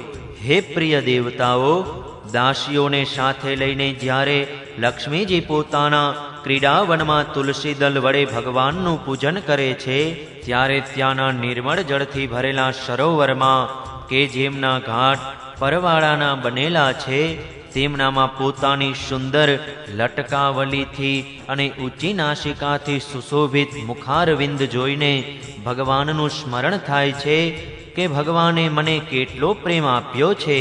આવું સ્મરણ થતાં તેઓ પોતાને ભાગ્યશાળી અને કૃતકૃત્ય માને છે.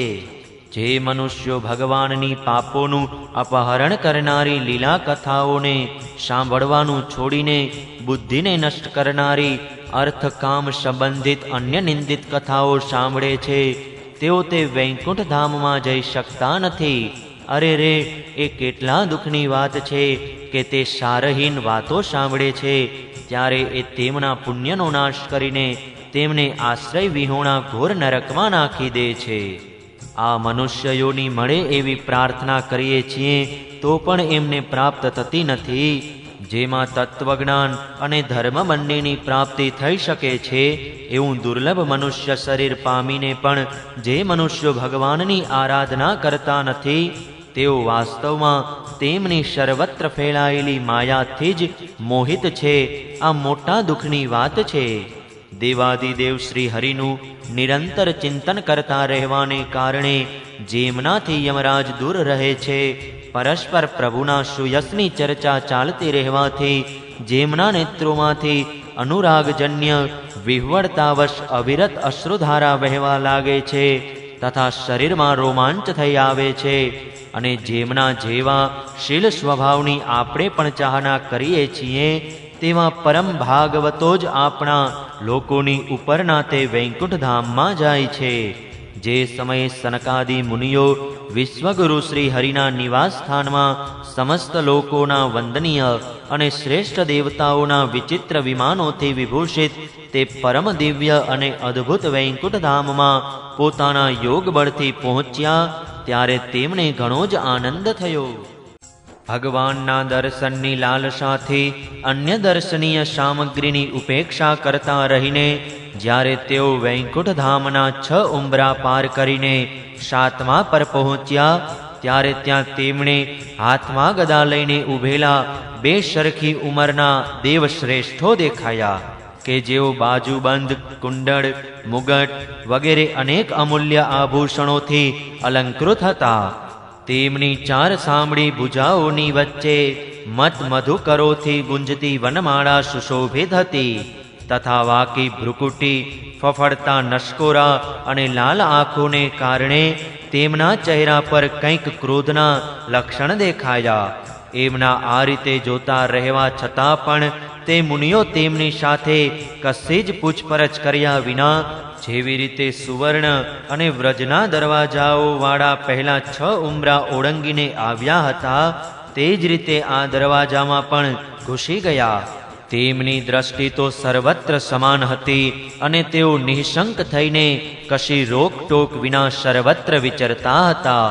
તે ચારે કુમારો પૂર્ણ તત્વજ્ઞ હતા તથા બ્રહ્માની સૃષ્ટિમાં ઉંમરમાં સૌથી મોટા હોવા છતાં પણ જોવામાં તો 5 વર્ષના બાળકો જેવા જણાતા હતા અને દિગંબર રહેતા હતા. તેમને આ રીતે નિઃસંકોચપણે અંદર જતા જોઈને તે દ્વારપાળોએ ભગવાનના શીલ સ્વભાવથી વિપરીત સનકાદિના તેજની મજાક ઉડાવતા તેમને નેતરની સોટીથી રોકી લીધા. જોકે તેઓ આવા દુર્વ્યવહારને પાત્ર ન હતા.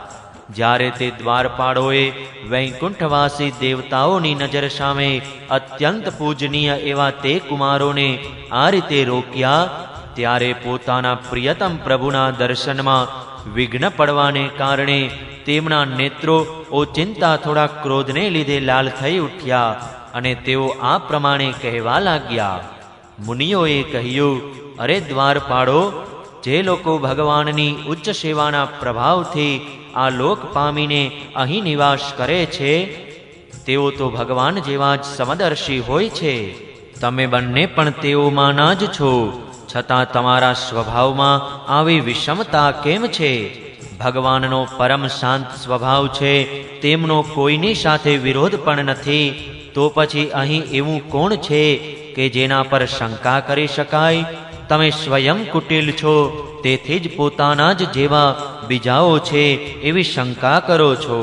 ભગવાનના ઉદરમાં આ સઘળું બ્રહ્માંડ રહેલું છે, તેથી અહીં રહેનારા જ્ઞાનીજનો શરૂઆતમાં હરિથી પોતાનો કોઈ તફાવત જોતા નથી, બલકે મહાકાશમાં ઘટાકાશની જેમ તેમનામાં પોતાનો અંતર્ભાવ જુએ છે. તમે તો દેવરૂપધારી છો, તેમ છતાં પણ તમને એવું શું દેખાય છે કે જેનાથી તમે ભગવાનની સાથે કશાક ભેદભાવને કારણે થનારા ભયની કલ્પના કરી લીધી? તમે છો તો તે ભગવાન વૈકુંઠનાથના પાર્ષદો, પરંતુ તમારી બુદ્ધિ ઘણી જ મંદ છે. તેથી જ તમને શુદ્ધ કરવાનો અમે વિચાર કરી રહ્યા છીએ. તમે પોતાની ભેદબુદ્ધિના દોષને લીધે આ વૈકુંઠ ધામમાંથી નીકળીને તે પાપમય યોનિઓમાં જાઓ કે જ્યાં કામ, ક્રોધ અને લોભ પ્રાણીઓના આ 3 શત્રુઓ નિવાસ કરે છે. સનકાદિના આ કઠોર વચન સાંભળીને અને બ્રાહ્મણોનો શાપ કોઈ પણ પ્રકારના શસ્ત્ર સમૂહથી નિવારણ પાત્ર નથી એમ જાણીને શ્રી હરિના તે બંને પાર્ષદો અત્યંત દીન ભાવે તેમના ચરણ પકડીને પૃથ્વી પણ આડોટવા લાગ્યા. તેઓ જાણતા હતા કે તેમના સ્વામી શ્રી હરિ પણ બ્રાહ્મણોથી ઘણા જ ડરે છે. પછી તેમણે અત્યંત આતુર થઈને કહ્યું, હે ભગવાન, અમે અવશ્ય અપરાધી છીએ, તેથી તમે અમને જે દંડ આપ્યો છે તે યોગ્ય જ છે અને તે અમને મળવો જ જોઈએ. અમે આપની અવગણના કરી છે તે આપના દંડથી પૂર્ણ રૂપે ધોવાઈ જશે.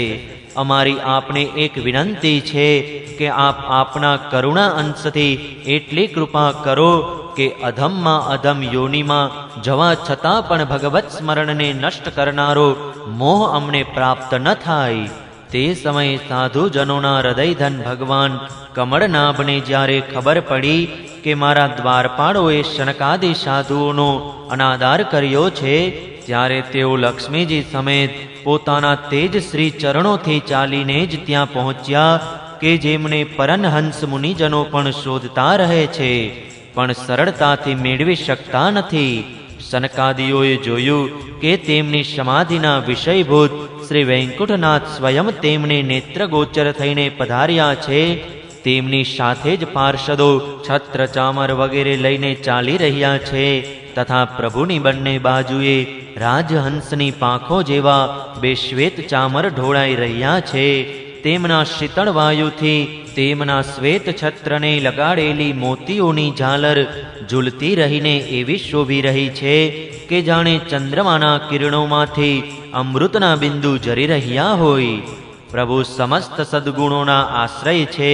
તેમની સૌમ્ય મુખમુદ્રા જોઈને જણાતું હતું કે જાણે તેઓ બધા પર અવિરત કૃપા સાધુનો વરસાદ વરસાવી રહ્યા છે. પોતાની સ્નેહસભર દ્રષ્ટિથી તેઓ ભક્તોના હૃદયને સ્પર્શી રહ્યા હતા તથા તેમના સુવિશાળ શામળા વક્ષસ્થળ પર સુવર્ણ રેખા રૂપે સાક્ષાત લક્ષ્મીજી વિરાજમાન હતા. એવી પોતાની તે શોભાથી જાણે તેઓ સમસ્ત દિવ્ય લોકોના ચૂડામણી વૈકુંઠ ધામને સુશોભિત કરી રહ્યા હતા. પિતાંબરથી મંડિત તેમના વિશાળ કટી પ્રદેશ પર ઝગમગતો કંદોરો અને ગળામાં ભ્રમરોથી મુખરિત વનમાળા વિરાજી રહી હતી તથા તેઓ કાંડાઓ પર સુંદર કંકણ પહેરેલો પોતાનો એક હાથ ગરુડજીની કાંધ પર મૂકીને બીજા હાથ વડે લીલા કમળને ગુમાવી રહ્યા હતા. તેમના અનમોલ ગાલ વીજળીની આભાને પણ વિસ્તૃત કરનારા મકરાકૃતિવાળા કુંડળોની શોભા વધારી રહ્યા હતા. ઉન્નત નાસિકા હતી, ઘણું સુંદર મુખ હતું, માથા પર મણિમય મુગટ વિરાજમાન હતો તથા ચારે ભુજાઓની વચ્ચે મહામૂલ્યવાન મનોહર હારની અને ગળામાં કૌસ્તુભ મણિની અપૂર્વ શોભા હતી. ભગવાનનો શ્રી વિગ્રહ ઘણો જ સૌંદર્યશાળી હતો. તેને જોઈને ભક્તોના મનમાં એવી કલ્પના થતી હતી કે તેની આગળ લક્ષ્મીજીના સૌંદર્યનો ઘમંડ પણ ગળી ગયો છે. બ્રહ્માજી કહે છે, દેવતાઓ, આ પ્રમાણે મારા મહાદેવજીના અને તમારા માટે પરમ સુંદર વિગ્રહ ધારણ કરનારા શ્રી હરિને જોઈને શનક વગેરે મુનીશ્વરોએ નતમસ્તક થઈ તેમને પ્રણામ કર્યા. તે સમયે તેમની અદ્ભુત છબી નિહાળતા નિહાળતા તેમના નેત્રો તૃપ્ત થતા ન હતા.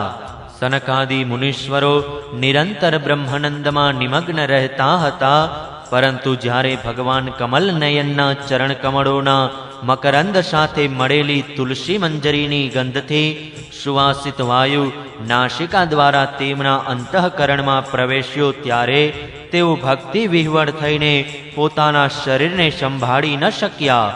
ભગવાનનું મુખ નીલકમલ જેવું હતું. અતિ સુંદર અધરથી અને કુંદકણી જેવા મનોહર સ્મિતથી તેમની શોભા અધિક વૃદ્ધિ પામેલી હતી. તેનું દર્શન કરીને તેઓ કૃતકૃત્ય થઈ ગયા અને પછી પદ્મરાગ જેવા લાલ લાલ નખોથી શોભતા તેમના ચરણ કમળ જોઈને તેઓ તેમનું જ ધ્યાન કરવા લાગ્યા.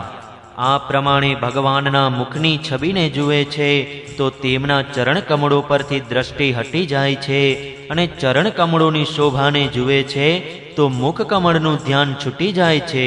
તેથી અંતઃકરણમાં બંનેનું ધ્યાન ધરવા લાગ્યા.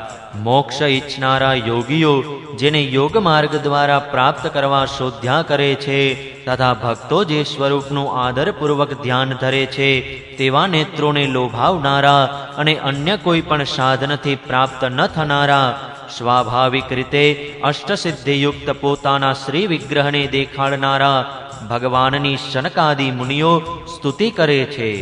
સનકાદિ મુનિઓએ કહ્યું, અમારા પિતા બ્રહ્માજી જે આપણાથી જ ઉત્પન્ન થયા છે તેમણે અમને એકાંતમાં આપના રહસ્યનું જ્યારે વર્ણન કર્યું હતું તે જ વખતે અમારા કર્ણછિદ્રો દ્વારા આપ અમારા હૃદયમાં આવીને બેસી ગયા હતા. હે અનંત, તે જ સ્વરૂપને આજે અમે અમારા નેત્રો દ્વારા પ્રત્યક્ષ જોઈ રહ્યા છીએ. આપ અંતર્યામી રૂપે સર્વ લોકોના હૃદયમાં રહેલા હોવા છતાં અજ્ઞાનીઓ આપને જોઈ શકતા નથી.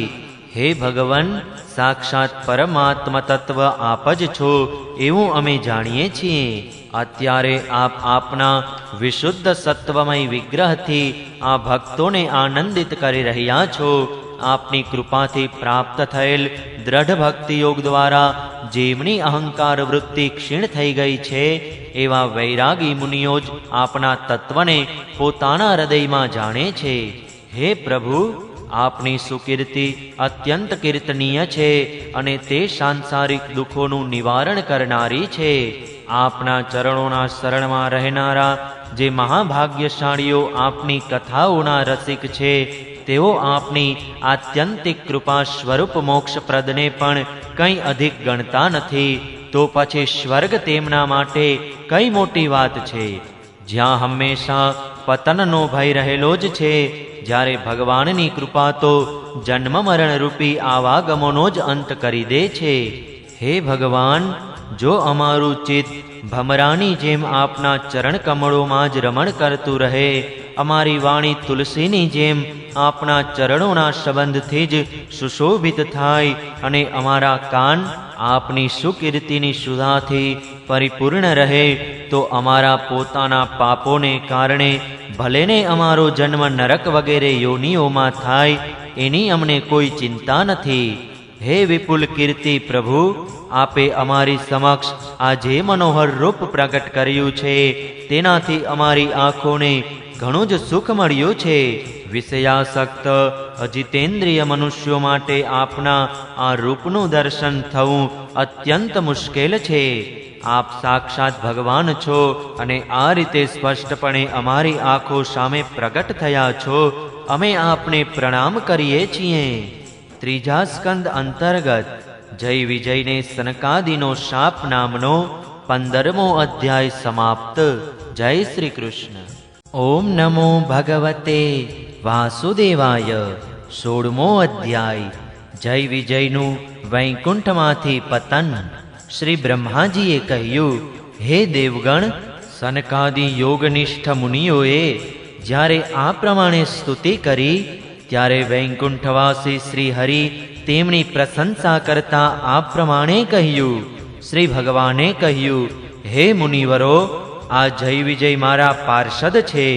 તેમણે મારી જરા પણ પરવા નહીં કરીને તમારો ઘણો ભારે અપરાધ કર્યો છે. તમે બધા પણ મારા અનુયાયી ભક્તો છો, તેથી આ રીતે મારી જ અવજ્ઞા કરવાને કારણે તમે તેમને જે દંડ આપ્યો છે તેમાં હું પણ સંમત છું. બ્રાહ્મણો મારા પરમ આરાધ્ય છે. મારા સેવકો વડે તમારો જે તિરસ્કાર થયો છે તેને મેં પોતે જ કરેલો માનું છું.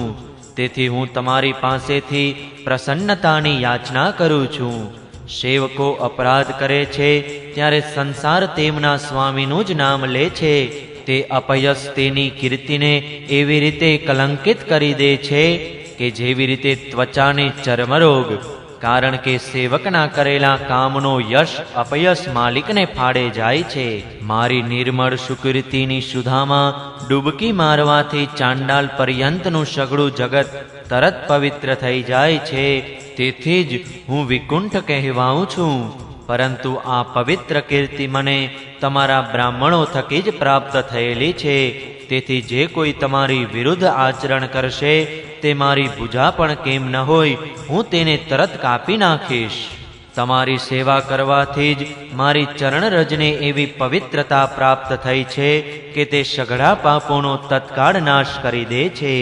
અને મને એવો સુંદર સ્વભાવ મળ્યો છે કે મારા ઉદાસીન રહેવા છતાં પણ લક્ષ્મીજી મને એક ક્ષણ માટે પણ છોડતા નથી.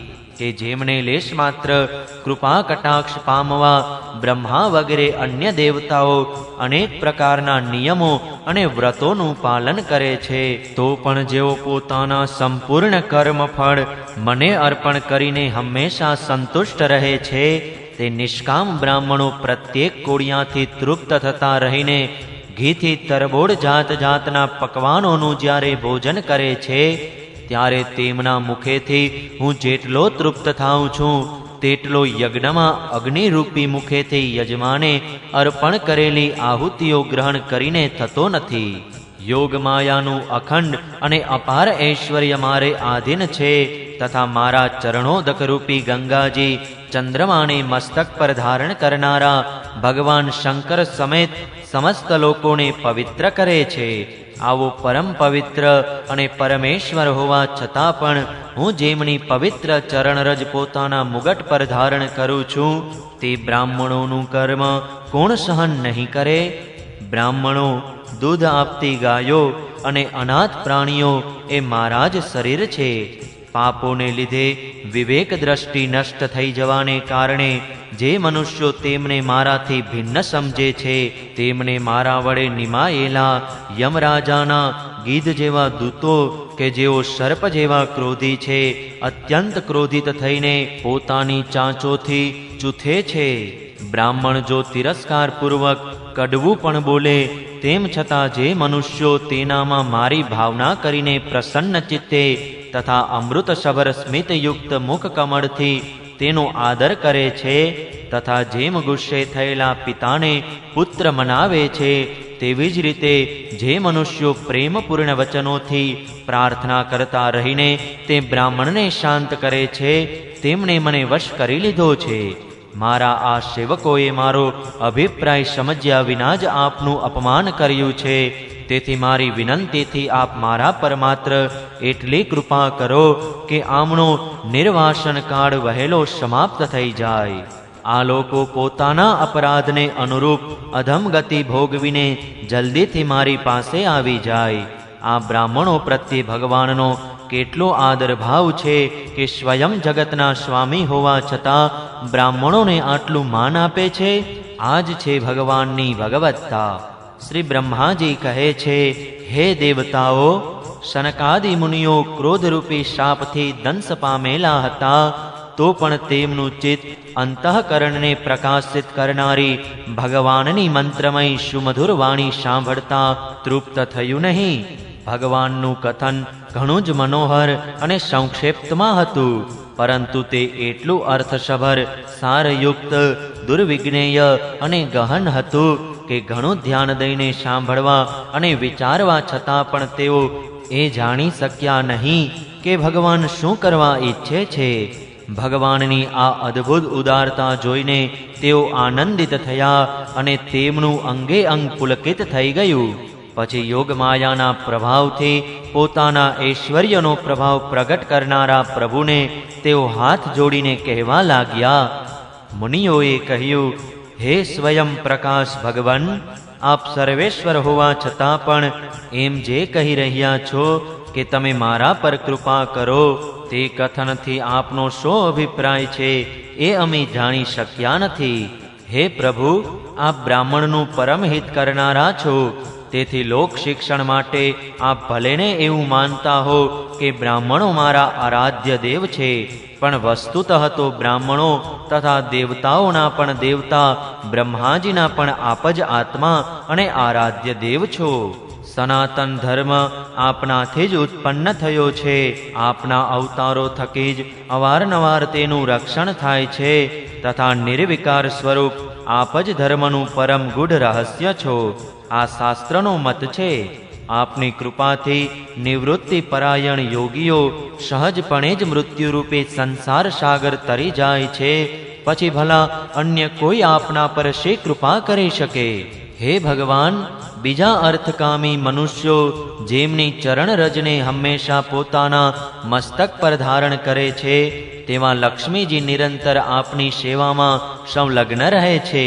તે એમ લાગે છે ભાગ્યશાળી ભક્તો આપના ચરણોમાં જે તાજી તુલસીની માળાઓ અર્પણ કરે છે તેમના પર ગુંજન કરતા ભમરાઓની જેમ તે લક્ષ્મીજી પણ આપના ચરણ કમળોને જ પોતાનું નિવાસ સ્થાન બનાવવા ઈચ્છે છે. પરંતુ પોતાના પવિત્ર ચરિત્રોથી નિરંતર સેવા કરતા તત્પર રહેનારા તે લક્ષ્મીજીનો પણ આપ વિશેષ આદર કરતા નથી. આપ તો પોતાના ભક્તો સાથે જ વિશેષ પ્રેમ રાખો છો. આપ પોતે જ સંપૂર્ણ સેવનીય ગુણોના આશ્રય છો, છતાં બ્રાહ્મણોના ચરણોથી પવિત્ર થયેલી રજ અને શ્રીવત્સથી શું આપ પવિત્ર થાવ છો? આપ સ્વયં પરમ શ્રેષ્ઠ છો. આપે બ્રાહ્મણોને અપનાવ્યા છે. લક્ષ્મીજી આપની સેવા કરે છે એવા ઐશ્વર્યના માલિક આપ હોવા છતાં બ્રાહ્મણોને આપ આટલો આદર આપો છો. હે ભગવાન, આપ સાક્ષાત ધર્મ સ્વરૂપ છો. આપ સત્યયુગ વગેરે ત્રણેય યુગોમાં પ્રત્યક્ષ રૂપે વિદ્યમાન રહો છો તથા બ્રાહ્મણો અને દેવતાઓ માટે તપ, શૌચ અને દયા પોતાના આ 3 ચરણોથી આ જડ ચેતન જગતનું રક્ષણ કરો છો. હવે આપ પોતાની શુદ્ધ સત્વમય વરદાયીની મૂર્તિથી અમારા ધર્મ વિરોધી રજોગુણ તમોગુણને દૂર કરો. હે દેવ, આ બ્રાહ્મણ કુળ આપના વડે અવશ્ય રક્ષણ પાત્ર છે. જો સાક્ષાત ધર્મરૂપ હોવા છતાં પણ આપ સુમધુર વાણી અને પૂજન વગેરે વડે જો આ ઉત્તમ કુળનું રક્ષણ નહીં કરો તો આપે નિશ્ચિત કરેલો કલ્યાણ માર્ગ જ નષ્ટ થઈ જશે. કારણ કે આ લોક તો શ્રેષ્ઠ પુરુષોના આચરણને જ પ્રમાણ તરીકે ગ્રહણ કરે છે. આપ બ્રાહ્મણોનો આદર કરો છો તે જોઈને અન્ય લોકો પણ તેમનો આદર કરે છે. હે પ્રભુ, આપ સત્વગુણની ખાણ છો અને બધા જ જીવોનું કલ્યાણ કરવા ઉત્સુક છો. તેથી જ આપ પોતાની શક્તિરૂપી રાજા વગેરે દ્વારા ધર્મના શત્રુઓનો સંહાર કરો છો. કારણ કે વેદ માર્ગનો ઉચ્છેદ આપણે અભિપ્રેત નથી. આપ ત્રિલોકપતિ અને જગત પ્રતિપાલક હોવા છતાં પણ બ્રાહ્મણો પ્રત્યે એટલા નમ્ર રહો છો કે તેથી આપના તેજને કોઈ હાનિ થતી નથી. આ તો આપની લીલા માત્ર છે. હે સર્વેશ્વર, આ દ્વારપાળોને આપને યોગ્ય લાગે તેવો દંડ આપો અથવા તો પુરસ્કાર રૂપે તેમની વૃત્તિને વધારો. અમે નિષ્કપટ ભાવે બધી રીતે આપની સાથે સહમત છીએ, અથવા અમે આપના આ નિરપરાધ સેવકોને શાપ આપ્યો છે, માટે અમને યોગ્ય દંડ આપો એ પણ અમને સહર સ્વીકાર છે. શ્રી ભગવાને કહ્યું, હે મુનિઓ, તમે આમને જે શાપ આપ્યો છે તે સાચું માનજો કે મારી જ પ્રેરણાથી બન્યું છે. હવે આ બંને તત્કાળ દૈત્ય યોનિ પામશે અને ત્યાં ક્રોધાવેગને લીધે વધેલી એકાગ્રતાને કારણે સુદ્રઢ યોગથી સંપન્ન થઈને ફરી પાછા જલ્દીથી મારી પાસે આવી જશે. શ્રી બ્રહ્માજી કહે છે, ત્યાર પછી તે મુનીશ્વરોએ નયનાભિરામ ભગવાન વિષ્ણુના અને તેમના સ્વયં પ્રકાશિત વૈકુંઠ ધામના દર્શન કરીને પ્રભુની પરિક્રમા કરી અને તેમને પ્રણામ કરીને તથા તેમની આજ્ઞા મેળવીને ભગવાનના ઐશ્વર્યનું વર્ણન કરતા કરતા આનંદિત થઈને ત્યાંથી પાછા વળી ગયા. પછી ભગવાને પોતાના સેવકોને કહ્યું, જાઓ, મનમાં કોઈ પ્રકારનો ભય રાખશો નહીં, તમારું કલ્યાણ થશે. હું સર્વ કાંઈ કરવામાં સમર્થ હોવા છતાં પણ બ્રહ્મ તેજને નષ્ટ કરી દેવા માગતો નથી, કારણ કે મને એવું જ માન્ય છે. એકવાર હું યોગ નિદ્રામાં સ્થિત થયેલો હતો, ત્યારે તમે દરવાજે પ્રવેશતા લક્ષ્મીજીને રોક્યા હતા. તે સમયે તેમણે ક્રોધિત થઈને પહેલાથી જ તમને આ શાપ આપી દીધો હતો. હવે દૈત્ય યોનિમાં મારા પ્રત્યે ક્રોધાવિષ્ટ વૃત્તિ રહેવાને લીધે તમારી જે એકાગ્રતા થશે તેનાથી તમે આ બ્રાહ્મણ તિરસ્કાર જનિત પાપમાંથી મુક્ત થઈ જશો અને થોડા જ દિવસોમાં મારી પાસે પાછા આવી જશો. દ્વારપાળોને આ રીતે આજ્ઞા આપીને ભગવાને વિમાનોની શ્રેણીઓથી સજાયેલા સર્વાધિક શ્રી સંપન્ન સ્વધામ પ્રવેશ કર્યો. તે દેવશ્રેષ્ઠ જય વિજય તો બ્રાહ્મણોના શાપને કારણે ભગવાનના તે અનુલ્લંઘનીય ધામમાં જ શ્રીહીન થઈ ગયા તથા તેમનો બધો ગર્વ ગળી ગયો. હે પુત્રો, પછી જ્યારે તેઓ વૈકુંઠ લોકમાંથી નીચે પડવા લાગ્યા ત્યારે ત્યાં શ્રેષ્ઠ વિમાનો પર આરૂઢ વૈકુંઠવાસીઓમાં મોટો હાહાકાર મચી ગયો. તે સમયે દિતિના ગર્ભમાં કશ્યપજીનું જે ઉગ્ર તેજ રહેલું હતું તેમાં ભગવાનના તે પાર્ષદોએ જ પ્રવેશ કર્યો છે. તે બંને અસુરોના તેજને લીધે તમારા સૌનું તેજ ફિક્કું પડી ગયું છે. આ સમયે ભગવાન આવું જ કરવા ઈચ્છે છે, જે આદિ પુરુષ સંસારની ઉત્પત્તિ, સ્થિતિ અને લયનું કારણ છે, જેમની યોગ માયાનો મોટા મોટા યોગીઓ પણ ઘણી મુશ્કેલીથી પાર પામી શકે છે. તે સત્વગુણ વગેરે ત્રણેય ગુણોના નિયંતા શ્રી હરિ જ આપણું કલ્યાણ કરશે. હવે આ બાબતમાં આપણા વિશેષ વિચાર કરવાથી શો લાભ? ત્રીજા સ્કંદ અંતર્ગત 16મો અધ્યાય સમાપ્ત. જય શ્રી કૃષ્ણ. ઓમ નમો ભગવતે વાસુદેવાય. 17મો અધ્યાય હિરણ્યકશ્યપુ અને હિરણ્યાક્ષનો જન્મ તથા હિરણ્યાક્ષનો દિગ્વિજય. શ્રી મૈત્રેયજીએ કહ્યું, હે વિદુરજી, બ્રહ્માજીના કહેવાથી અંધકારનું કારણ જાણીને દેવતાઓની શંકાનું નિવારણ થઈ ગયું અને પછી તે બધા સ્વર્ગલોકમાં પાછા આવી ગયા. આ બાજુ દિતિને પોતાના પતિદેવના કથન અનુસાર પુત્રો તરફથી ઉપદ્રવ વગેરેની આશંકા થતી રહેતી હતી. તેથી જ્યારે પૂરા 100 વર્ષ વીતી ગયા ત્યારે તે સાધ્વીએ 2 યમજ પુત્રોને જન્મ આપ્યો. તેમના જન્મ લેવાના સમયે સ્વર્ગ, પૃથ્વી અને અંતરિક્ષમાં અનેક ઉત્પાતો થવા લાગ્યા, જેનાથી લોકો અત્યંત ભયભીત થઈ ગયા. જ્યાં ને ત્યાં પૃથ્વી અને પર્વતો કંપાવા લાગ્યા, બધી દિશાઓ સળગવા લાગી, ઠેર ઠેર ઉલ્કાપાત થવા લાગ્યો, વીજળીઓ પડવા લાગી અને આકાશમાં અનિષ્ટ સૂચક ધૂમકેતુ દેખાવા લાગ્યો. વારંવાર સુસવાટા મારતો અને મોટા મોટા વૃક્ષોને ઉખાડી નાખતો ઘણો વિકરાળ અને અસહ્ય પવન ફૂંકાવા લાગ્યો. તે સમયે આંધી તેની સેના જેવી અને ઉડતી ધૂળ ધજા જેવી જણાતી હતી. વીજળી કડાકા બંધ ચમકીને જાણે ખિલખિલાટ કરી રહી હતી. વાદળાઓએ એવું ગાઢ રૂપ ધારણ કર્યું કે સૂર્ય, ચંદ્ર વગેરે ગ્રહોનો લોપ થઈ જવાથી આકાશમાં ઘેરો અંધકાર છવાઈ ગયો. તે સમયે ક્યાંય કશું પણ દેખાતું ન હતું. સમુદ્ર દુઃખી મનુષ્યની જેમ ઘોંઘાટ કરવા લાગ્યો. તેમાં ઊંચા ઊંચા મોજા ઉઠવા લાગ્યા અને તેની ભીતર રહેનારા જીવોમાં ભારે હલફલ થઈ ગઈ. નદીઓ અને બીજા જળાશયોમાં પણ મોટો ખળભળાટ મચી ગયો અને તેમાંના કમળ સુકાઈ ગયા. સૂર્ય અને ચંદ્રનો વારંવાર ગ્રાસ થવા લાગ્યો અને તેમની ચારે તરફ અમંગળ સૂચન મંડળ રચવા લાગ્યા.